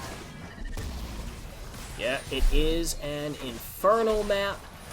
So this, I mean, of course the AD is going to be huge on Boosted Asian and Midnight Slushy, and it's big on all the carries. There's not really anyone. There's no Vigar. There's no Cassiopeia. So it's just pretty universally good. Infernal Drakes, those are. Right now, we're seeing a lot more return of this poke thanks to Xcraze having his upgrades, being able to contest a little bit better than previously in his earlier parts, where he can go ahead and poke. Yeah, and Xcraze has reached his 3rd soul checkpoint, so he now officially outranges Caitlyn. Thanks to the wind-up time on the Relic Cannon, he may actually take a little bit longer and will allow Caitlyn to trade auto attacks pretty much evenly with him. But that is a big step forward into being able to poke out Caitlyn. However, it's too late. The turret has too much damage on it, and the first turret will go over to Sensei Squad and put them at about 1,000 gold lead. Yeah, we're seeing really good farm numbers this game. Mid lane is like pretty much almost there for perfect CS on both sides, and then bot lane, you have Boost Asian, who's been farming very well. Mark Haynes a little bit on the downside. Ooh, was that? Yes, that was Poppy's. Yeah, he down. Missed the snapcast, or like I guess he snapcasted accidentally. Oh no, it's a dominance play. Obviously, he was like, yeah, I don't need this in order to kill you, because I'm not going to kill you, and you're not going to kill me. Screw this ultimate, I'm going in. But so he actually does use the Steadfast Presence. He is going to stop OG the Arbiter's dash. And this Poppy has gone ahead and built both his Sunfire Cape and a Bramble Vest, so it's going to be really hard for this Urgot to break through. Now, the bot lane has rotated mid. Boosted Asian and Zale are hanging out there, going to start sieging down that turret. Meanwhile, Midnight Slushy has rotated to the bot side. Xcraze and Mark Hames have to go deal with that, as the Rift Herald hasn't been taken. It hasn't even been touched by either team. This is still the first Rift Herald. With only about a minute left in order to pick up this Rift Herald, it's going to be, both teams are going to be looking for quite a strong objective to pick up here. And Furious does manage to get that Steadfast Presence and keep OG the Arbiter from getting on top of him. He will take a little bit of chip damage, and now Rembones is in big trouble. He has to get away. And Furious, he's going for the charge. He's going to find it. He won't get a kill. But, oh man, is Rembones low. And that is almost definitely going to be Squad's Rift Herald. And Squad picking up this Rift Herald is going to help out. They already have the bot lane pushed up, or pushed out and taking that first tower. So taking another tower is definitely going to help out a ton to open up the map and give them a lot more of this strong foothold in having a lead. Yeah, and they do need to continue to push this, because Boosted Asian and Midnight Slushy, while they are both very late game champions, of course, Kaisa and Caitlyn are traditional ADCs. They just need more and more items, and they're just going to get stronger and stronger, spiking around that like 3-4 item power spike. Xcraze and Smooths, though, can just destroy them if it gets delayed enough game. Xcraze is an infinite scaling champion. Senna really does scale very well into the late game, having these lethality items. to really help dish out a lot of damage, and I'd imagine, maybe weave in some of the late game power of like maybe Infinity Edge to help you, pull out tons of damage for your autos, or maybe an Essence Reaver just so you can have the full CDR, so then you can really make use of your abilities as a more spellcastery type of ADC.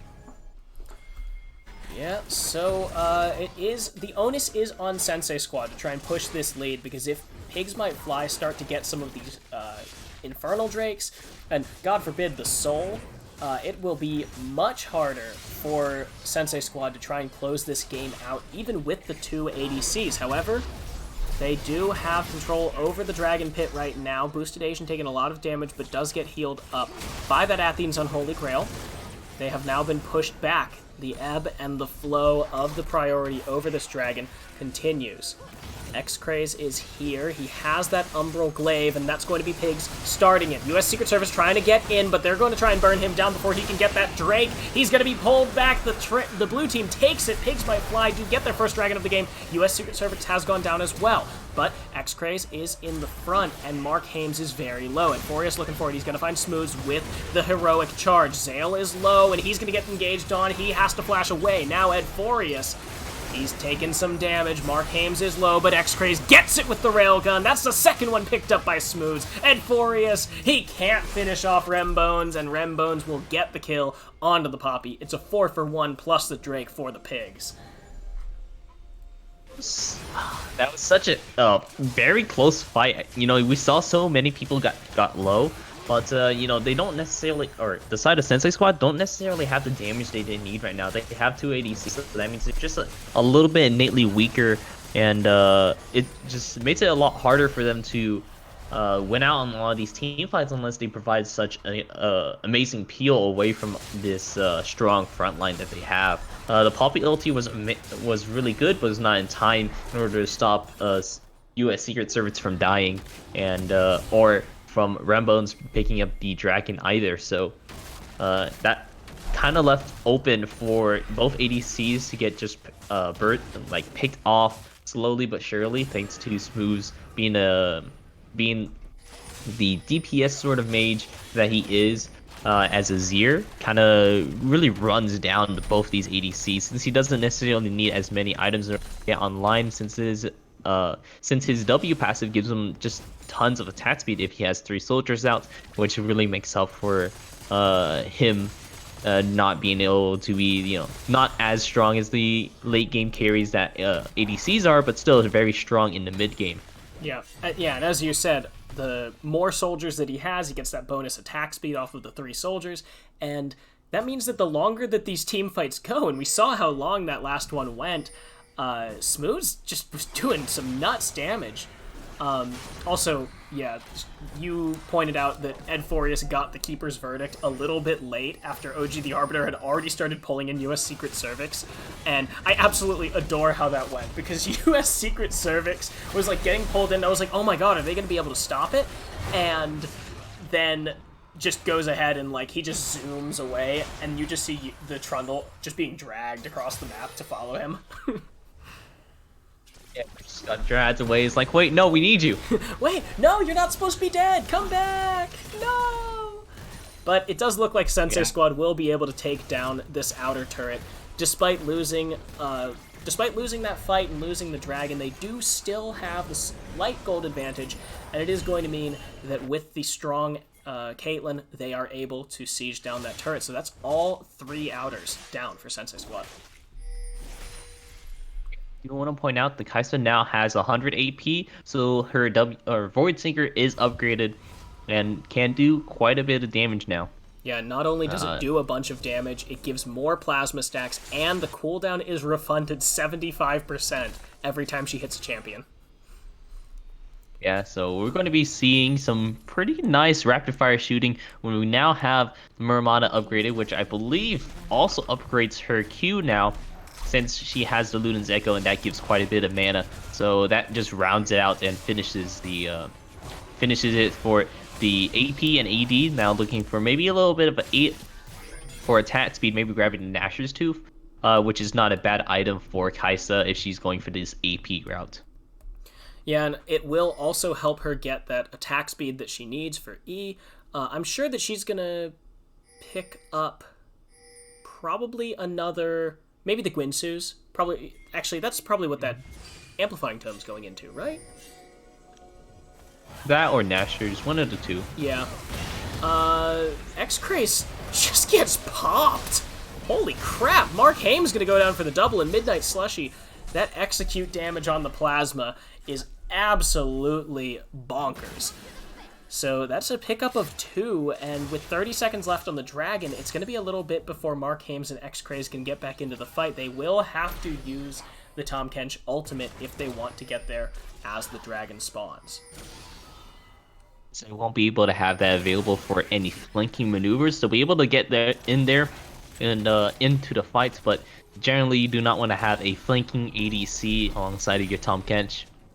So we'll probably just be using that to get there just a little bit quicker so they can do this Dragon spawning up just in about 5 seconds here. So we'll maybe see the Sensei Squad burst it down really quickly with 2 ADCs, or maybe they'll be able to, or the side of Pigs Might Fly will be able to make it over and try to go for a steal. Yeah, 3,500 health. Rembones can go in. He's gonna go in. He does it. No, he does not quite get the steal. Now, U.S. Secret Service has to use the Subjugate onto OG the Arbiter. Rembones will get eaten up by Mark Hames. Keeps him from dying. Now, X-Craze actually eats the ultimate from Boosted Asian, and now Pigs Might Fly is on the run. They have to use the Emperor's Divide just to zone off Sensei Squad. Sensei Squad have pushed this to Soul Point. They're at a 1,500 gold lead, and they are going for this Baron. These are really good at bursting this down, but it looks like the Caitlyn is going to go ahead and back, probably having a power spike in hand, or at least a very decent one. Yeah, the VF sword is going to be picked up there, so it's going to be pretty decent in order to, you know, since you already have all this attack speed from Rapid Fire Cannon and the Storm Razor, you really want to utilize this extra bit of AD to couple your attack speed that you have. Yeah, and in comparison, X-Craze is just so weak. Soul check on him. He has his fourth breakpoint for the souls, but really, that's just not that's not gonna cut it against Boosted Asian, who's 3 levels above and 224 CS here at 27 minutes. One of the downfalls that Fasting Senna kind of faces is, since you have that support item, it stops you from ever solo laning a lane in order to catch back up in EXP and gold difference. So you always are coupled by your supports, which, or at the very minimum, your support. So then you are always on the back burners in terms of levels, as opposed to regular ADCs, which has the option of soloing out some lanes, clear out waves, and really just getting more ahead for themselves in terms of not just gold. And that just feels bad. Caitlyn manages to steal away that blue buff. Mark Hames, though, gets the stun onto U.S. Secret Cervix.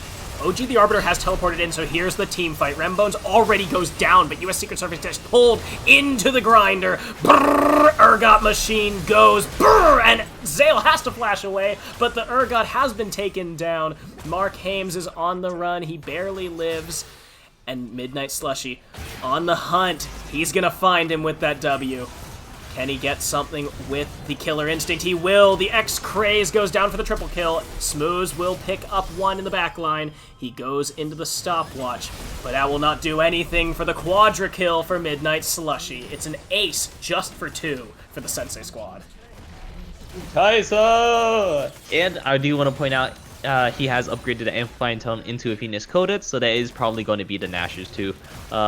Possibly there is an option for the Zonias, because he also has a stopwatch, and he's just going to go full in for this AP kind of build rather than the more so all-roundedness, getting all your abilities upgraded, which is perfectly fine with seeing how much damage that Kaisa's doing. If she can keep that up, it'll definitely go a long way. The dive comes through. Mark Hames is looking for something, but he is not at all strong. It's a waste of the Tahm Kench ult. It will not find anything other than pain for OG the Arbiter and his support.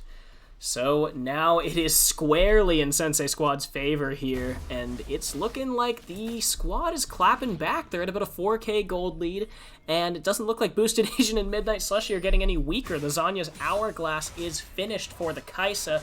Meanwhile, Boosted Asian, 237 CS. It doesn't matter that he only has 1 kill. And I just want to go back onto the AP Kaiser kind of thing. I know I've been talking about this a lot. He is picking up the Zonias, but more so, the Manamune, that actually procs every time he lands a W. Since it is a single target spell, even though it's a skill shot, it hits single target similar to Ezreal, which, you know, fun fact, it also works on Syndra ulti. Not useful, but if you want to use all your mana immediately, boom, build it, and then hit R, and then you watch as your mana bar flees from you. I was gonna say, who in their right mind would build Manamune on Syndra? Yeah, you know, that's pretty much the only thing I wanted to point out about the AP Kaiser. I'll be quiet about that for a bit, but he is doing quite a bit of work with how much damage AP Kaiser is doing, and slight AD with the Muramana. Yeah, I mean, he picked up a quadra kill in that last fight, which is kind of ridiculous considering how, considering that he was only still on 2 items, just barely had the Fiendish Codex finished, but this is a do-or-die moment for Pigs Might Fly. Sensei Squad is looking for the soul. They get a lot of damage off on Rembones. The poke is just so much. They're gonna just zone off the entirety of Pigs Might Fly, and with the minions pushing the Nexus, the super minions have crashed into the base. That's going to be the Infernal Soul. This is gonna be Midnight Slushy's greatest power spike yet. He's sending out nukes with every W now. It's gonna hurt a ton and often. And there goes Rembones. Midnight Slushy is legendary, 8-1, and this could just be the game. Mark Hames and X-Craze are on the run, and they're going to start to get slowed down. The Stormrazor forces the flash by X-Craze, and this looks like Sensei Squad will just rotate it over to the Baron and try and take this down for the end. I do want to point out that Pigs Might Fly did make the right call in backing off of the Inferno Drake. They had super minions going to the base, and they contested any further. We could have seen Midnight Slushy and Euphorius just TP onto those minions and take down the Nexus themselves, which, you know, would have been an excellent play if Pigs Might Fly continued on and tried to push for control of that dragon. I mean, honestly, I don't think there was necessarily a right call there, because really obviously that was the one that didn't immediately lose them the game, but I think at this point, with how strong Sensei Squad is, they've got Boosted Asian on 3 items, plus the Executioner's Calling. Kaisa is working on that death cap, and now with the Infernal Soul, Midnight Slushy is doing so much more damage, it isn't even funny. I think it was just a question of, do you lose the game right now, or do you lose the game in 3 minutes when we finish pushing your base down with Baron? Like, look at that. That is a tanky-ass Urgot that has a Death's Dance, and it took a quarter of his health with 1 W. Now, the Railgun comes out, Boosted Asian is the target, but it's not going to do anything. Zale, actually, is the one taking the kill. Ed Forius has the Poppy ult. It will refund 2/3 of that cooldown as he cancels it early, but already with 1 pick onto the Jarvan, Sensei Squad looks to break open this base and possibly push for the end. Doing an excellent job at that. They have the Baron buff minions, they have the super strong AP Kaiser to poke out their team, and it's just turning out so well for them right now. Yeah, the double ADC, the patented Midnight Slushy, Kaisa mid, still at 100% win rate as Smooths goes in, but it will not do enough. Ed Forius with the kill. X-Craze is going to go down as Midnight Slushy flashes into the middle of Pigs Might Fly, and Sensei Squad, they clap back. They say, not this time. Taking it to 1-1. See the Mark Haynes redemption arc, or are we going to see the Sensei Squad reverse sweep? Well, we'll have to Uh, find out in a couple of minutes because we're queuing up the silver scrapes. We're going to game 3. Don't go anywhere because this series is far from over. Woo!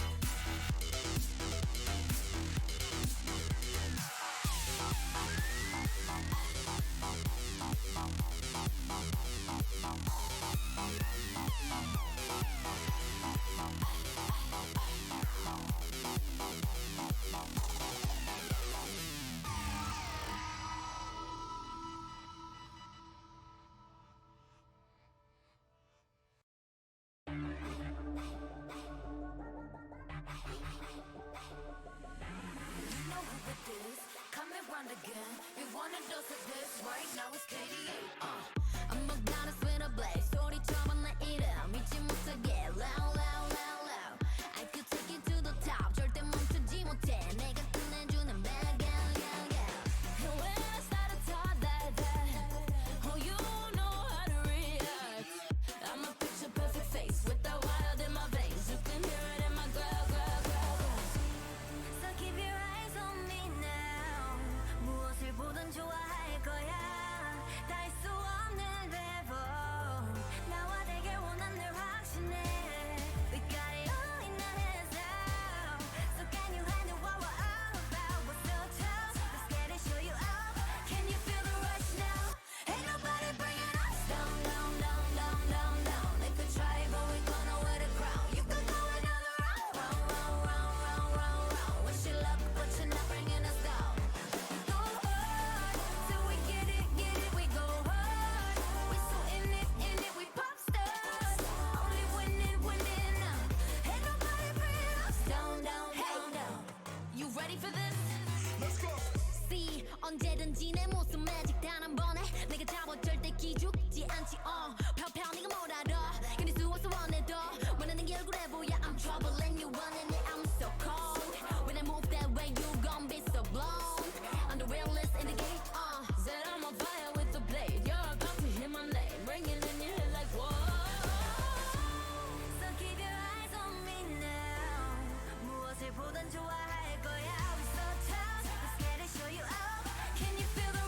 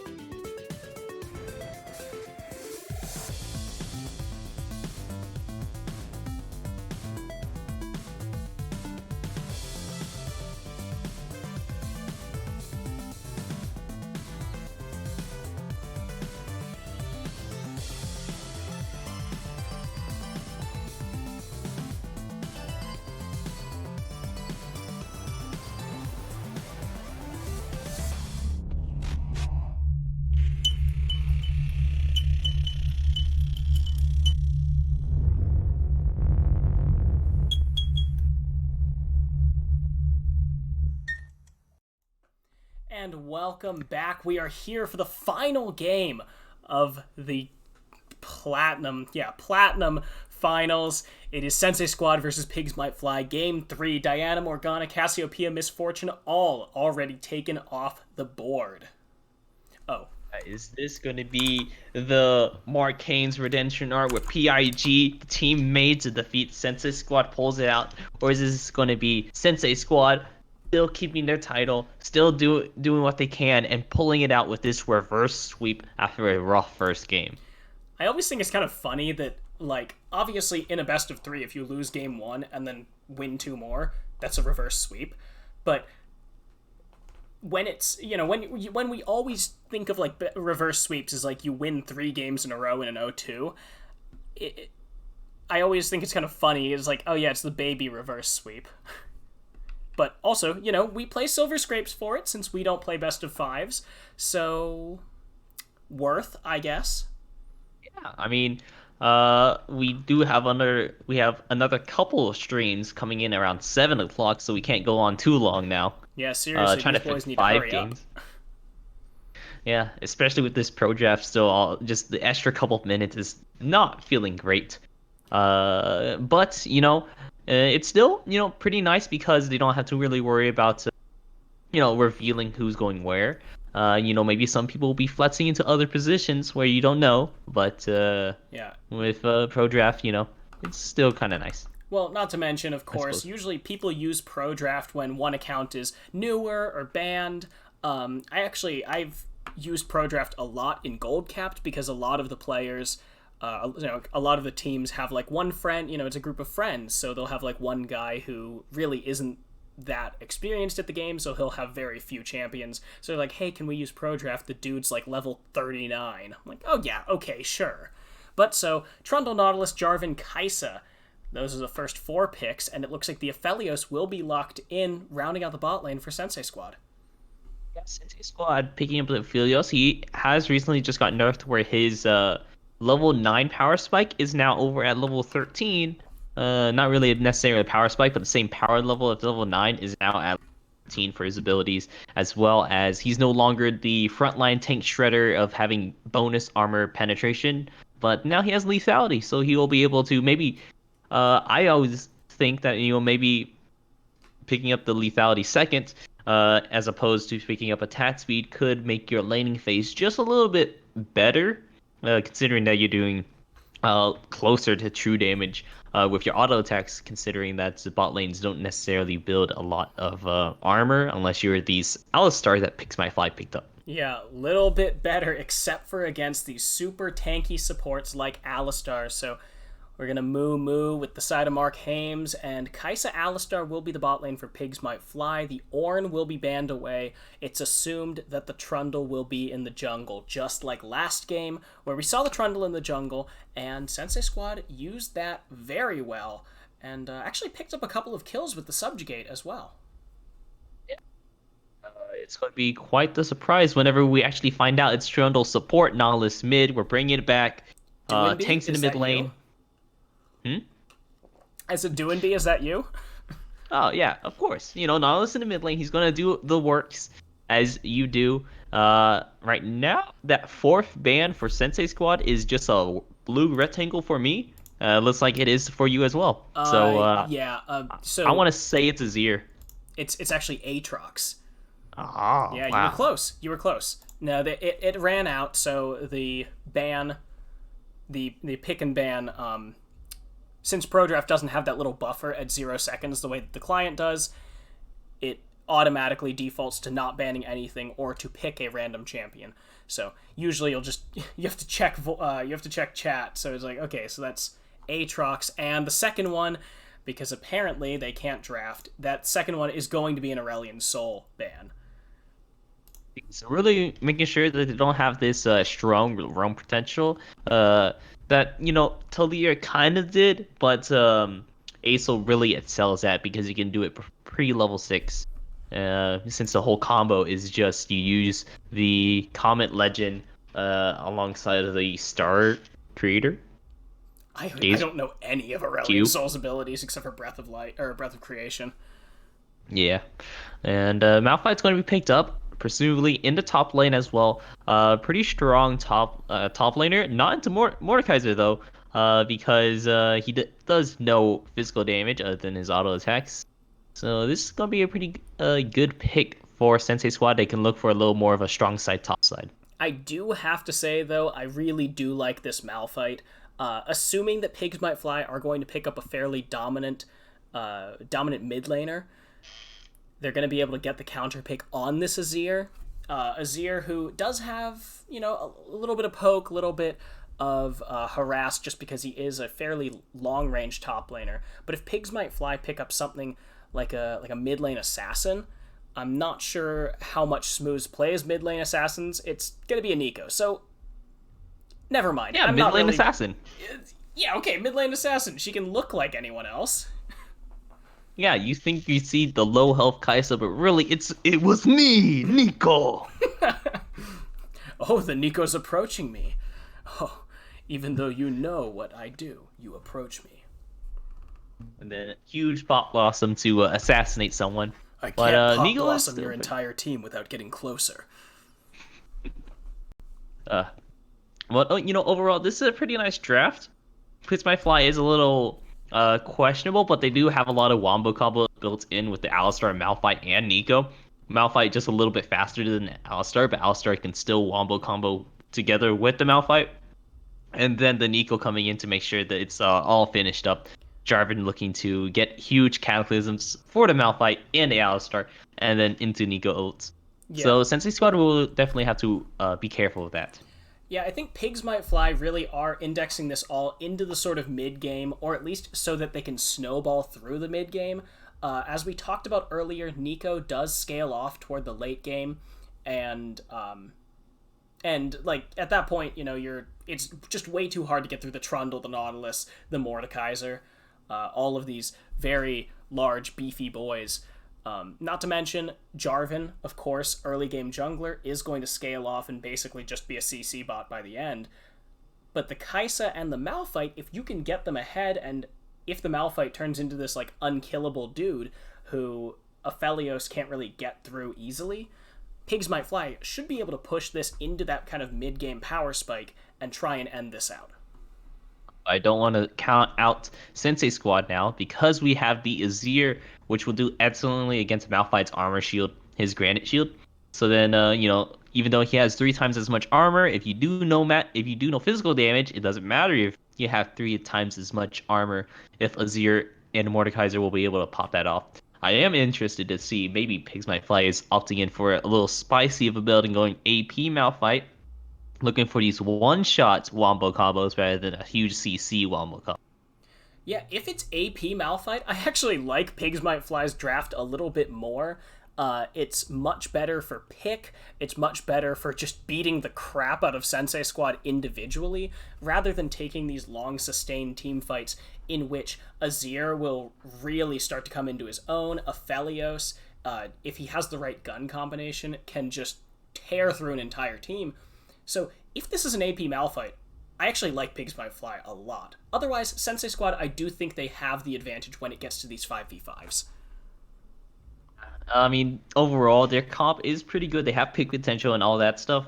But if Pigs Might Fly has went with a little spicier build with the AP Malphite, they do provide a lot more of these upfront burst damage that, Aphelios or Azir, if they get caught into it, they are not going to have a fun time. And yeah. And that's one thing that the Malphite into Aphelios I think is really good, because Aphelios, while he has a lot of damage and a lot of survivability, he doesn't have any mobility, which, goes a little bit not your way against Alistar, Malphite, Nico. Yeah. Also assuming that Nico is going for the Glacial Augment, very good here for that. Yeah. So we have gotten through the first half of the pick and ban here in the actual client. So we're just going to talk a little bit more about the Mordekaiser Malphite. We did say that this should be fairly Mordekaiser favored because of how well Mordekaiser does in these sustained fights and how much magic damage he does compared to Malphite, whose kit is a little more indexed into armor. has, a lot more in-depth. There is still support for a lot of AP Malphite thanks to the change for its W. No longer just empowering your auto attacks, but also giving you one strong clap at the beginning before you do basically mini Titanic Hydras with all your auto attacks. Giving you some wave clear options as well as farming options. If you're under your tower, if the Mordekaiser does push the minion wave down into there, you have some wave clear options, not having to use your seismic shard to farm because it is a incredibly large mana cost, and any magic resist items you build, other than like abyssal mask, it doesn't give you any mana in order to sustain against that. Yeah, so then in the jungle, Jarvan Trundle, we actually saw this last game, so why don't we move on into the... never mind, we've got 4 minutes left, because these guys took forever in the draft. Let's talk about the jungle then, I suppose, for anyone who wasn't here last game. Yeah, jungle. We saw Trundle puts pillar up, does gank. It is different laners, albeit we don't have the Poppy where it's no longer a poker game topside. But it's still quite a bit of we have a little more of a strong side if it's just a regular Malphite on the side of Sensei Squad, because Mordekaiser just does very well into the Malphite. But if it is AP Malphite, Jarvan might be looking to maybe snowball on the Malphite by the surprising amount of damage that AP Malphite has in the early game because of Arcane Comment, which is generally what you'll go for alongside of your ground pound and the thunderclaps. It does quite a bit of damage, and if you can wombo combo with the J4 a little bit, you'll be able to pick up some kills against the Mordekaiser and start snowballing that lead, which is a pretty good one. Well, for Trundle, he's going to be looking for maybe also looking for that top side, getting his Mordekaiser strong, so then he'll be able to deal with the Kaisa, who would have a little bit of trouble trying kiting away from the Mordekaiser. Yeah, certainly the jungle matchup. Similar, but a little bit different, as you said, because the top laners are 100% different. Mid lane is a little bit different, and then, of course, bot lane. The Kaisa is actually bot this time, not mid. Lipo, yeah, lane. Why aren't there bans for Sensei Squad? It's because they waited too long in pro draft, so they just let each other know in chat. So they banned in that they had an intention and then announced that intention right after they weren't able to. Yeah, pro draft Pog.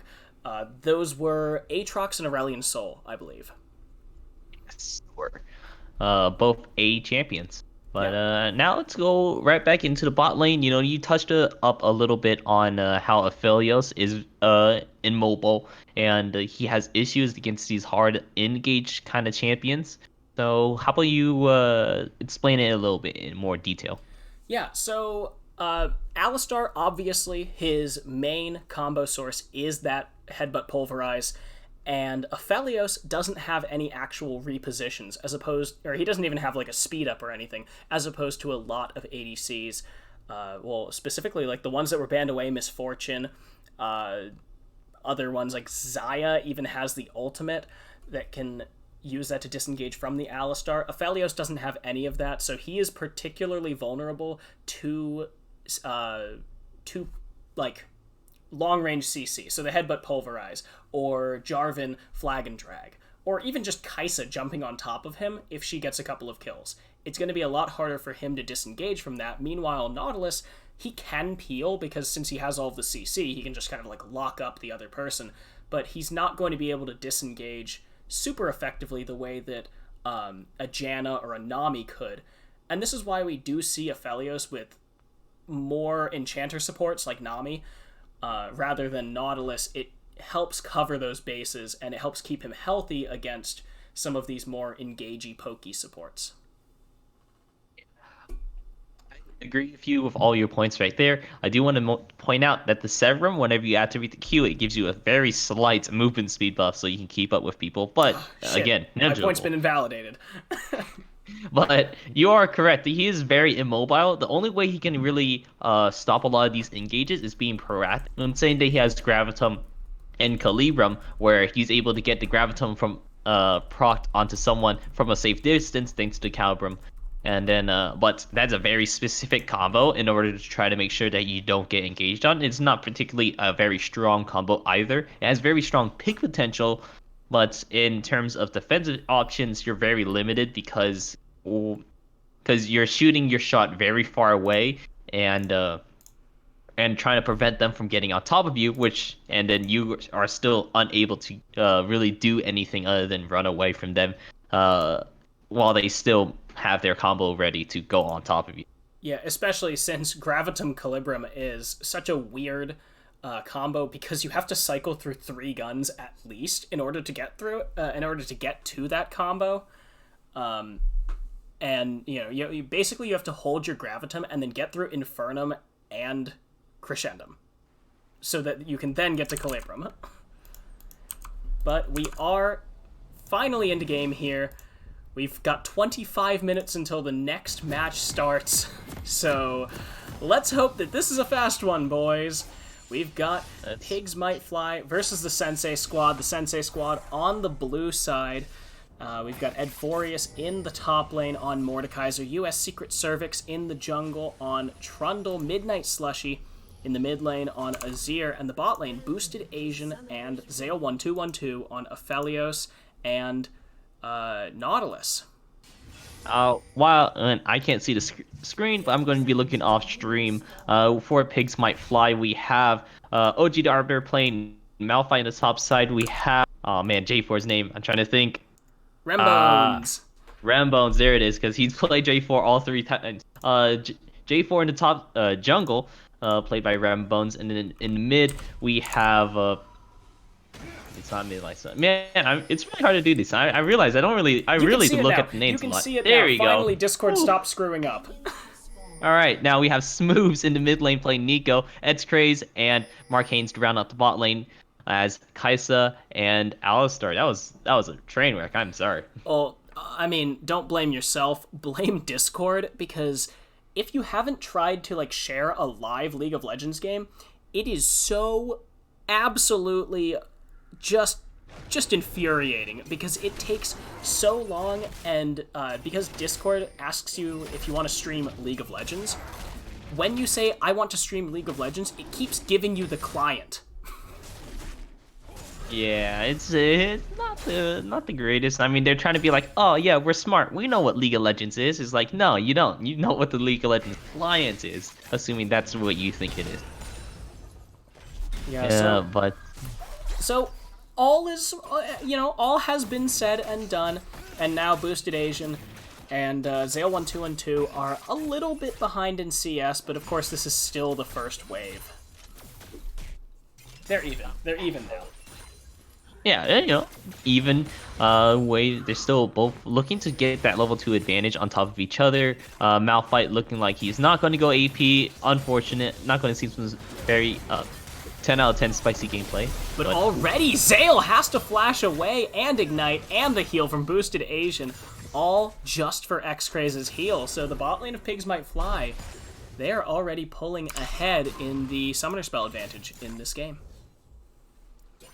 And they tried to go for that race of level 2, but were not able to get there. But ooh, he's getting jumped on again. And just like that, we see that Boosted Asian is particularly susceptible to the Alistar, just like we were talking about in the draft. The Aphelios has to back off and give that respect to the Alistar because you don't see him that much anymore, but he is really, really good against Aphelios. Nothing gonna happen in the mid lane. Yeah, I mean, he is very good, and Rambones is looking to try to capitalize onto that. Maybe looking to let this wave clash under tower, so then it goes for a little bit of a bounce and goes back to the side, pushing. So then maybe Rambones isn't just wasting his time in the bot side and looking and be able to pick up a gank. Yeah, Rambones, unfortunately the level 3 gank doesn't really work when Boosted Asian and Zale have been pushed back so far, so he's just going to go for that bot lane scuttle. Luckily for him, US Secret Cervix stuck on the top side, so he'll be able to get that without actually losing anything. So this is still pretty good for Pigs Might Fly. They've got a massive summoner spell advantage here, and if Boosted Asian moves up too far, Mark Hames can certainly punish him for it. Getting some poke onto the Alistar, but he does have to be careful. He did make the right call and burned his Severum really quick. Ooh! And that is the flash forward, but it might be a little bit too aggressive. Zale, however, will go down for first blood. Rembones, he could get rooted up by Boosted Asian, who will take the kill onto Mark Hames. Now the flash forward by US Secret Cervix will take the kill as well. Smooth's now fighting off Midnight Slushy, but at the end of the day, it's a 2-for-1 for Sensei Squad. However you look at it, it is going to be a win for Sensei Squad. They lost out on First Blood, but that's just a little extra gold, and that goes onto the jungler rather than the ADC, who needs it to scale up a little bit faster. And in terms of Sensei Squad, they got both both on the jungler and the ADC. Both you want to have kills just because jungler can spread that dominance to other lanes rather than let's say like the Nautilus was able to pick it up. He will be able just to maybe make his ADC a little bit better because he can peel slightly better. Yeah, so now 500 gold is the lead for Sensei Squad, but Pigs Might Fly are gonna look for this Mountain Drake. As we said before in previous games, this is the most effective Drake to get one of, just because it offers the best stats, and it's not like you need to stack it very much. It will be taken by Rembones. So Pigs Might Fly, I think this is their first dragon of this 3-game series. It has. Previously, Sensei Squad has been on the offensive and taking the first two dragons actually. Usually Pigs Might Fly doesn't get their dragon until at least the third Drake, but now they're able to pick up the first Drake, being the mountain, and maybe we're looking for tower dive or pick off a kill, but Boost Asian will be able to back and picking up the BF sword, so it's going to be looking very nicely for him. Yeah, that extra kill does a lot. It means that he can back at 30 CS instead of like 42, which is the normal breakpoint for the BF sword.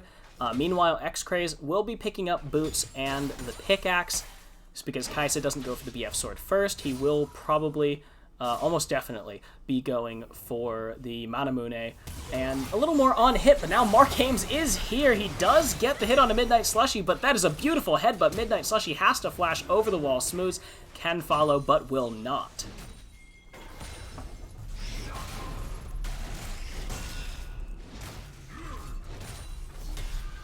Did I lose you? Maybe he sneezed again. And he there we go. No, it's someone came into my room, so I muted my mic right there. Oh, action first though. Yeah, X-Craze, he is going to get engaged on, but Boosted Asian, he's going super low. He cannot survive. Mark Hames takes the kill. Now Smooth's coming in. Zale doesn't have the flash. He won't be able to get away here. X-Craze, will he take the kill? He will, his first of the game, and that is great by Pigs Might Fly. Taking kill for the Kaisa alongside of, or even if it's just a little bit of assist gold for Mark Hames as well, or kill gold and then assist gold for X-Craze, it's still very nice onto him. Make sure he can get that what's the first side you build? You build a tier? You build the tier with the pickaxe for the Manamune. Yeah. So, you know, being a little faster, pick up those items, start stacking up that tier, so then your Manamune turns into a Muramana, and then you're just golden like a Midnight Slushy was, even though you're not going for that full AP build, since you're going for a little more DPS rather than upfront damage. Yeah, so now Pigs Might Fly is the one with the gold lead. They've got about, again, it's about a 700 gold lead. However, Edforius is changing this as fast as he possibly can. He's taken a turret plate in the top side. He also has a 9 CS lead here over OG the Arbiter, and this is pretty much expected considering the Mordekaiser versus Malphite matchup that we were talking about in draft. Yeah, Malphite has picked up the Catalyst of Aeons, which will most likely go into that Abyssal Mass I was talking about earlier, since it's harder for Malphite to trade early on because his Seismic Shard just costs so much. And he already went ahead, picked up the Babysitter for just a little bit of damage whenever he's walking around on his ulti as well. Yeah, so back to about a 500 gold lead. It's, you know, rising and falling like the tides, but Rembones is here, and he has the flag and drag, not to mention the Cataclysm. He's going to move forward. Smooths is here. The jump forward is going to force Boosted Asian's flash immediately. Now Smooths, he will not get the snare. So it is just Boosted Asian's flash for Rembone's ultimate, and there is no dragon for Pigs Might Fly to take. These resources are... Ooh!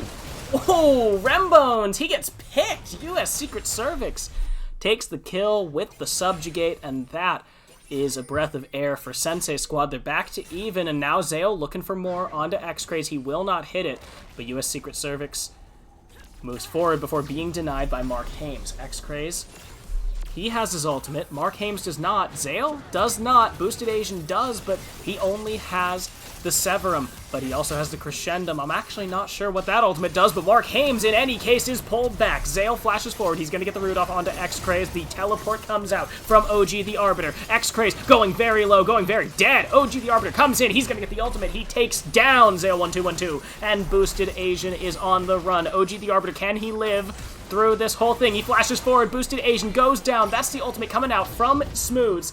Ed Forius, though, he's teleported as well. It's in the Death Realm for Smooths, and he's just gonna go down. It's a huge teamfight win for Sensei Squad. Overall, really good rotations for Sensei Squad. Yeah, it started looking pretty bad whenever we had Smooths and OG the Arbiter TP in, and really just OG the Arbiter TP in, Smooths walking over, I believe, but it's pretty bad there, but good with rotations meant that they were able to pick up more kills, and this second Drake looks like we're going to be on an ocean map this time. Yeah, ocean map, which not nearly as good for the for the team fights or the sieges as Infernal map is, like we saw last time with the Kaisa mid for Midnight Slushy. It was just putting in serious work with how much damage every single Void Seeker was doing. But Ocean Drake, a little bit better here for the long range characters. Boosted Asian, trying to get some healing off. Meanwhile, Mark Hames taking about half his health already. Zale, a little bit less than that in chip damage from X-Craze. Luckily, Mark Hames does have the built-in sustain. However, he will just go back for the time being. I haven't really touched up much on this, but I do want to point out that Boosted Asian has been doing an excellent job at picking correct gun combinations. And whenever we started off the game, we saw him use his Severum very often because he knew he wanted that on the back burner and as soon as possible to the Crescendum's cooldown gun order as possible. And it just overall better gun combination when you have the Gravitum plus the Calibrum. As I said, it's really good at stopping Mark Hames' assault on getting on top of him. But ooh. Oof. X-Craze has to heal as Boosted Asian uses that Moonlight Vigil. I believe that was the Gravitum Moonlight Vigil, so X-Craze didn't want to get caught up under the turret. Yeah, and now we're just going to be slowing down a little bit. Dragon was already taken. The next objective is in the top side, but that means you can go for a gank on mid side. Yeah, and the gank on mid side they will get. Midnight Slushy gets stunned up. He has the flash, but it won't be even used. Smooths barely lives with a sliver of health. However, he does get the kill. Yeah, and taking this kill means they will be able to start maybe generating a little bit of mid priority so that they can try to look for taking this Herald, considering that top lane is going to be perma pushed into the Malphite's tower. It's going to be really hard for Pigs Might Fly to look for this Rift Herald. Both teams notoriously have not gone for a lot of these Rift Heralds, but it's still being an option for the side of Sensei Squad if they so choose to take it. Yeah, I think there was like one Rift Herald taken in the last 2 games, maybe 2. Maybe 2. I think it's like 1 per game. Yeah, I think it was 1 per game. Meanwhile, pretty much every other series we've had, there has been 2 Rift Heralds taken per game, average of like 1 3/4 per series. Yeah, probably with that because it's an excellent sieging tool in order to get a lot of turret platings for one laner alongside of the jungler picking it up. So they'll be able to get ahead in that fashion, needing traditional farm or kills. But and also providing a lot of pressure for in lane because if you leave that lane, that means they'll be able to push ahead. But right now, Marcane's looking for an engage. He finds it onto Boosted Asian, but it's US Secret Cervix here. Zale takes the kill on X-Craze immediately. Mark Haim's gonna get burned down before Smooze can really even get into the fight. He's gonna pick up 2. Boosted Asian going low, but Smooze, does he have the damage to kill him? He does. He gets him with that Flume. And now Smooze on the run. US Secret Cervix flashing forward. He will find the kill there. Now Rembones trying to run away, but US Secret Cervix is in the wings. That's a 3rd kill. 4th kill, rather. It's a 4 for 2, and Sensei Squad cleans up. Picking up the bot laner alongside of the mid and jungler. This is looking really strong. This Trundle specifically is looking very, very strong. I would have liked to see a couple kills go onto this Azir so then he can pick up some items a lot faster. But, fed Trundle is, fed. Fed Trundle is fed for certain. He's got that full jungle item, not to mention the chain vest, and he's going back to go ahead and buy some more items. What's he going to pick up? Gargoyle Stoneplate. Yeah. There we go. Yeah, he's looking to, he knows he has his lead, but he's going to go ahead and forego. He's like, I have a lead, but I need to not lose sight. I know that I'm just going to be, at the end of the day, a really strong CC bot with decent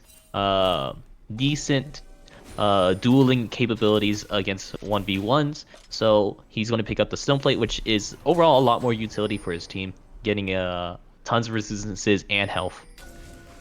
Yeah, so now Pigs Might Fly, they have grouped up around this dragon. They're going to move forward. They get the knock-up onto Ed Forius. And Ed, he's going to have to flash over the wall immediately. Gets followed by X-Craze. Smooth takes the kill onto that one. Mark Hames is pretty low, but Boosted Asian already stunned up. That's all of the damage, pretty much. Midnight Slushy, though, he's free-firing in the backline. He does get knocked up by Rambones, who shuts down Zale. And X-Craze on the run. Midnight Slushy takes on Rambones, but he will fall as well. It's a 4 for 1.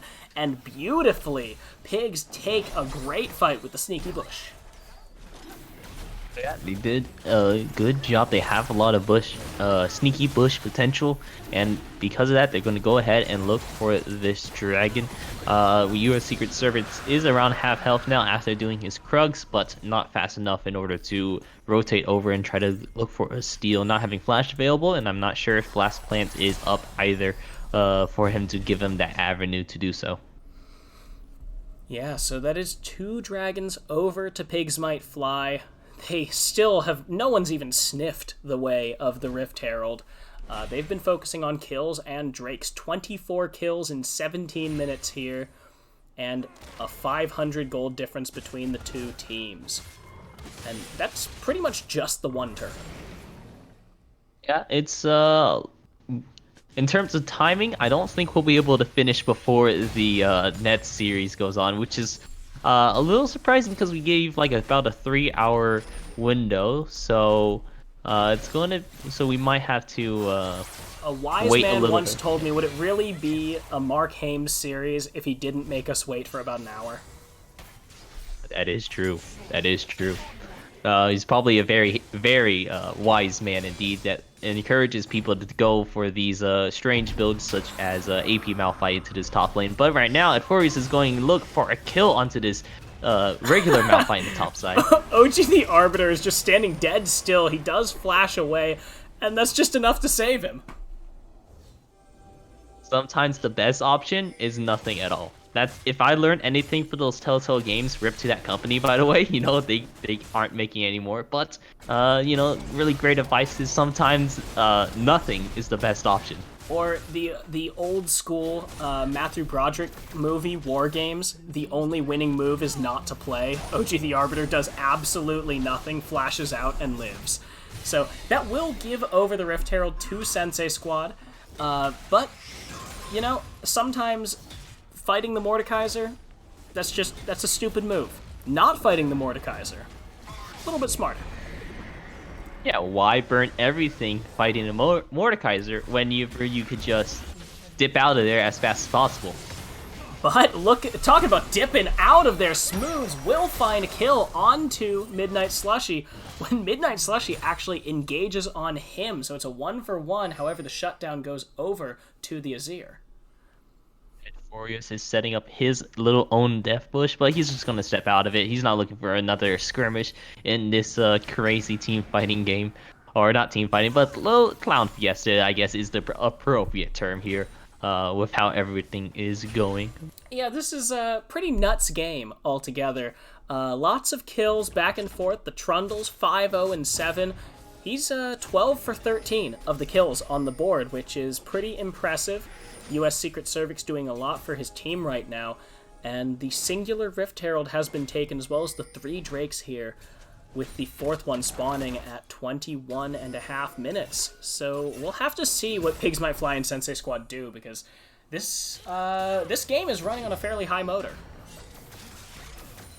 Point out, Halo fan in the chat saying, why is Trundle 5-7? Oh, we're going to have it for you going to the dead from right real quick, though. Yeah, OG the Arbiter gets pulled in. This time he doesn't have the flash to get out. He doesn't even want to use anything. The shutdown comes through. The Malphite is dead. Mark Hames, though, he's trying to find Zale. The Killer Instinct is used, and Kaisa has actually jumped into U.S. Secret Service. So now X-Craze is taking some damage here. Zale gonna go very low, gonna go very down. Mark Hames with the kill with the Ignite. Now, Rembones jumps in. U.S. Secret Service using the Gargoyle Stoneplate. Smooths has to hop into the stopwatch, but he will be taken down by Boosted Asian anyways. U.S. Secret Service, one more auto will do it, but Rembones can't get on top of him. Mark Hames gonna fall as well. It's a 4-for-1. Only X-Craze lives, and Squad is dirty. Now, back on that point, I know we just had a lot of things, but I mean, it's kind of relevant. Bpod saying in chat, it's because Trundle is so fed, because, you know, he got 5 kills and then participated in 10 more now. Yeah, 10 more. 5-0-10 here. 15 of 17, and the Baron in the back pocket of Sensei Squad. They will be at a 3k gold lead here. They can push it for more after they reset, and Pig has just started sweating. Although, fun fact, pigs can't sweat. Yeah, that's why they roll in mud. That's, I mean, it's a questionable out of all the liquids to roll in, but, I mean, if it cools you, if it floats your boats, if it cools your pigs, it works. I'm using that now. If it cools your pigs, that's awesome. So now, the Ocean Drake is available, and Pigs Might Fly, while they are behind in gold, it's only a few thousand, and they can try and go for this. However, U.S. Secret Service is in the pit. He has the level advantage over Rembones, so looks like OG the Arbiter will be pulled in with Edforius. The ultimate comes out, and Mark Hames is already dead. Now, can they find anything more? That's going to be OG the Arbiter going down before he can even get the ultimate. X-Craze finds 1 kill. That's a second one, but everyone's dead, and Squad cleans up. Halo fan, don't worry. You just got back. I just want to catch you up. We got Sensei Squad, another ace. A couple of people went down to, you know, huge wombo combos, but not a lot of the wombo combos were able to connect. Mark Haines dying beforehand, and then OG Arbor dying mid ulti.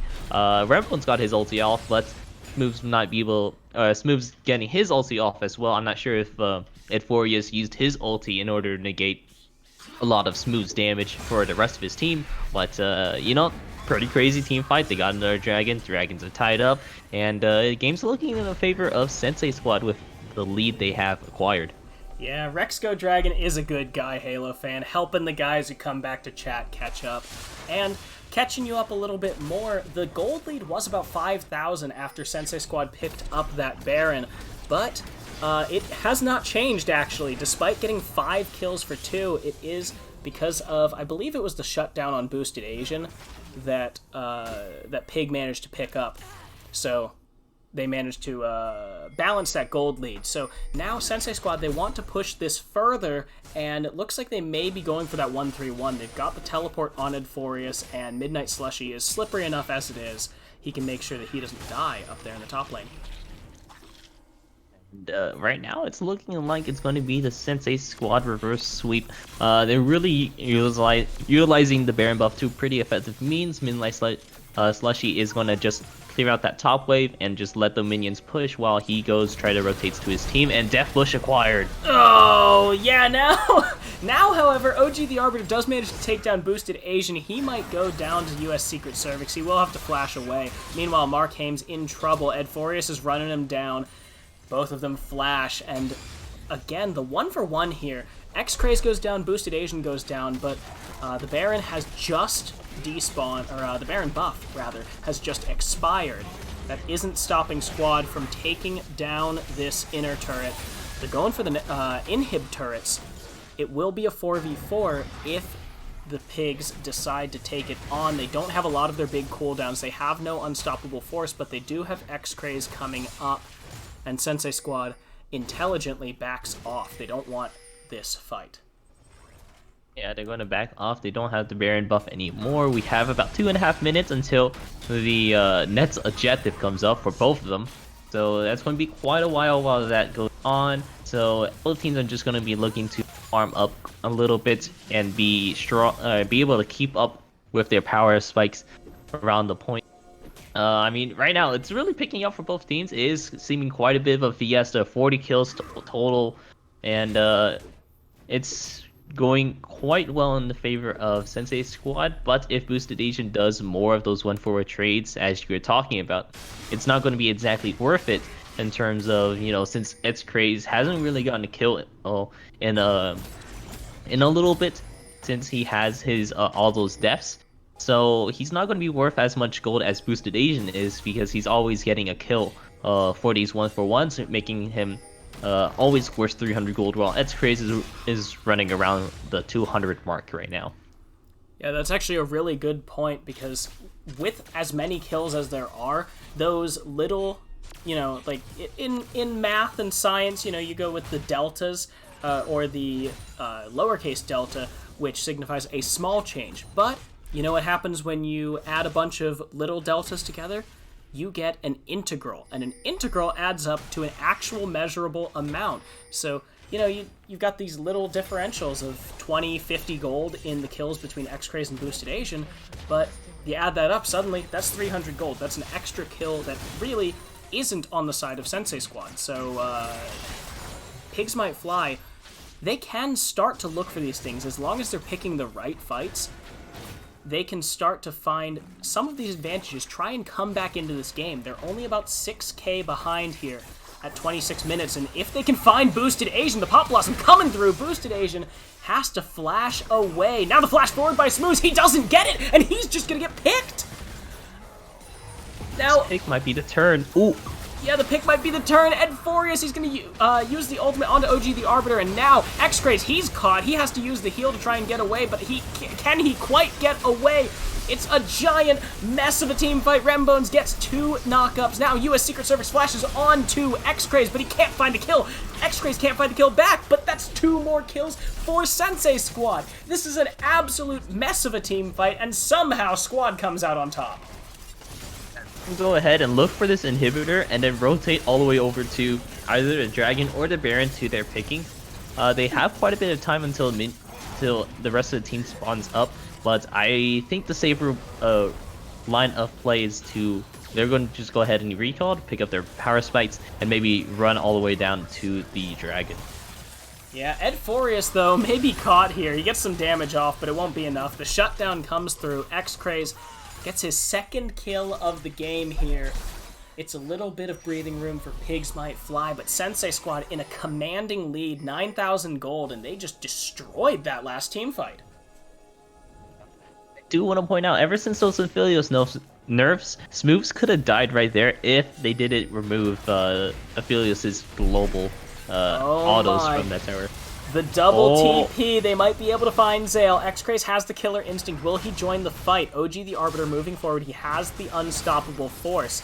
It is a 4v5, and it looks like Pig's gonna go for it. Mark Hames in the middle of the fight. Rembo's taking a lot of damage, but he's on top of Boosted Asian. That's Boosted Asian going low. He's gonna get hit by the Pop Blossom. That's a 3-man. They're gonna take 2 already. It's a 2-for-2 so far. US Secret Service very tanky. X-Craze is caught between a rock and a hard place. He's gonna go solo, but not down. down. US Secret Service trying to find a kill. He will get the kill onto X-Craze. Now Smooth trying to chase him down. It's a 3-for-3 in the 4v5. The minions are pushing the top lane. They're gonna get these Nexus turrets, and Pigs, they took such a beautiful fight and they couldn't even finish it. Mark Hames and Smooths are going to have to back off here because since Edforius died so early in all of that, because he died in topside, he's already respawned. He's going to go ahead and do the dragon with them. You know, just convenient back timers, and now they're going to have 3 Drakes threatening Soul Point next. 30 kills here for Sensei Squad in 29 minutes, 21 kills for Pig. It's only an 8k gold lead. It has shrunk slightly from last time we checked. The top lane inhibitor is still down. The Baron's on the map. And the third Ocean Drake has gone over to Sensei Squad. They are going to try and force Soul Point. But there's still 4.5 minutes until then. They have to go for the Baron. They have to try and force a fight against Pigs Might Fly. This is for all the marbles here in Platinum Cap, the biggest prize pool that we have here in the GRLCS Spring 2020 split. And there are more than just gold and money on the line. Mark Hames looking for the bragging rights for his team. Sensei Squad looking to smack Mark Hames back down into his place. But who will be able to come out on top? Someone's got to catch that top wave. And this is really just a waiting game for Sensei Squad. They don't have to do anything. They can just wait until they see someone on the map responding to the top wave before they go ahead and do anything. They don't have to encourage any fights if they don't want to, because they have that infinitely or continuously pushing top wave.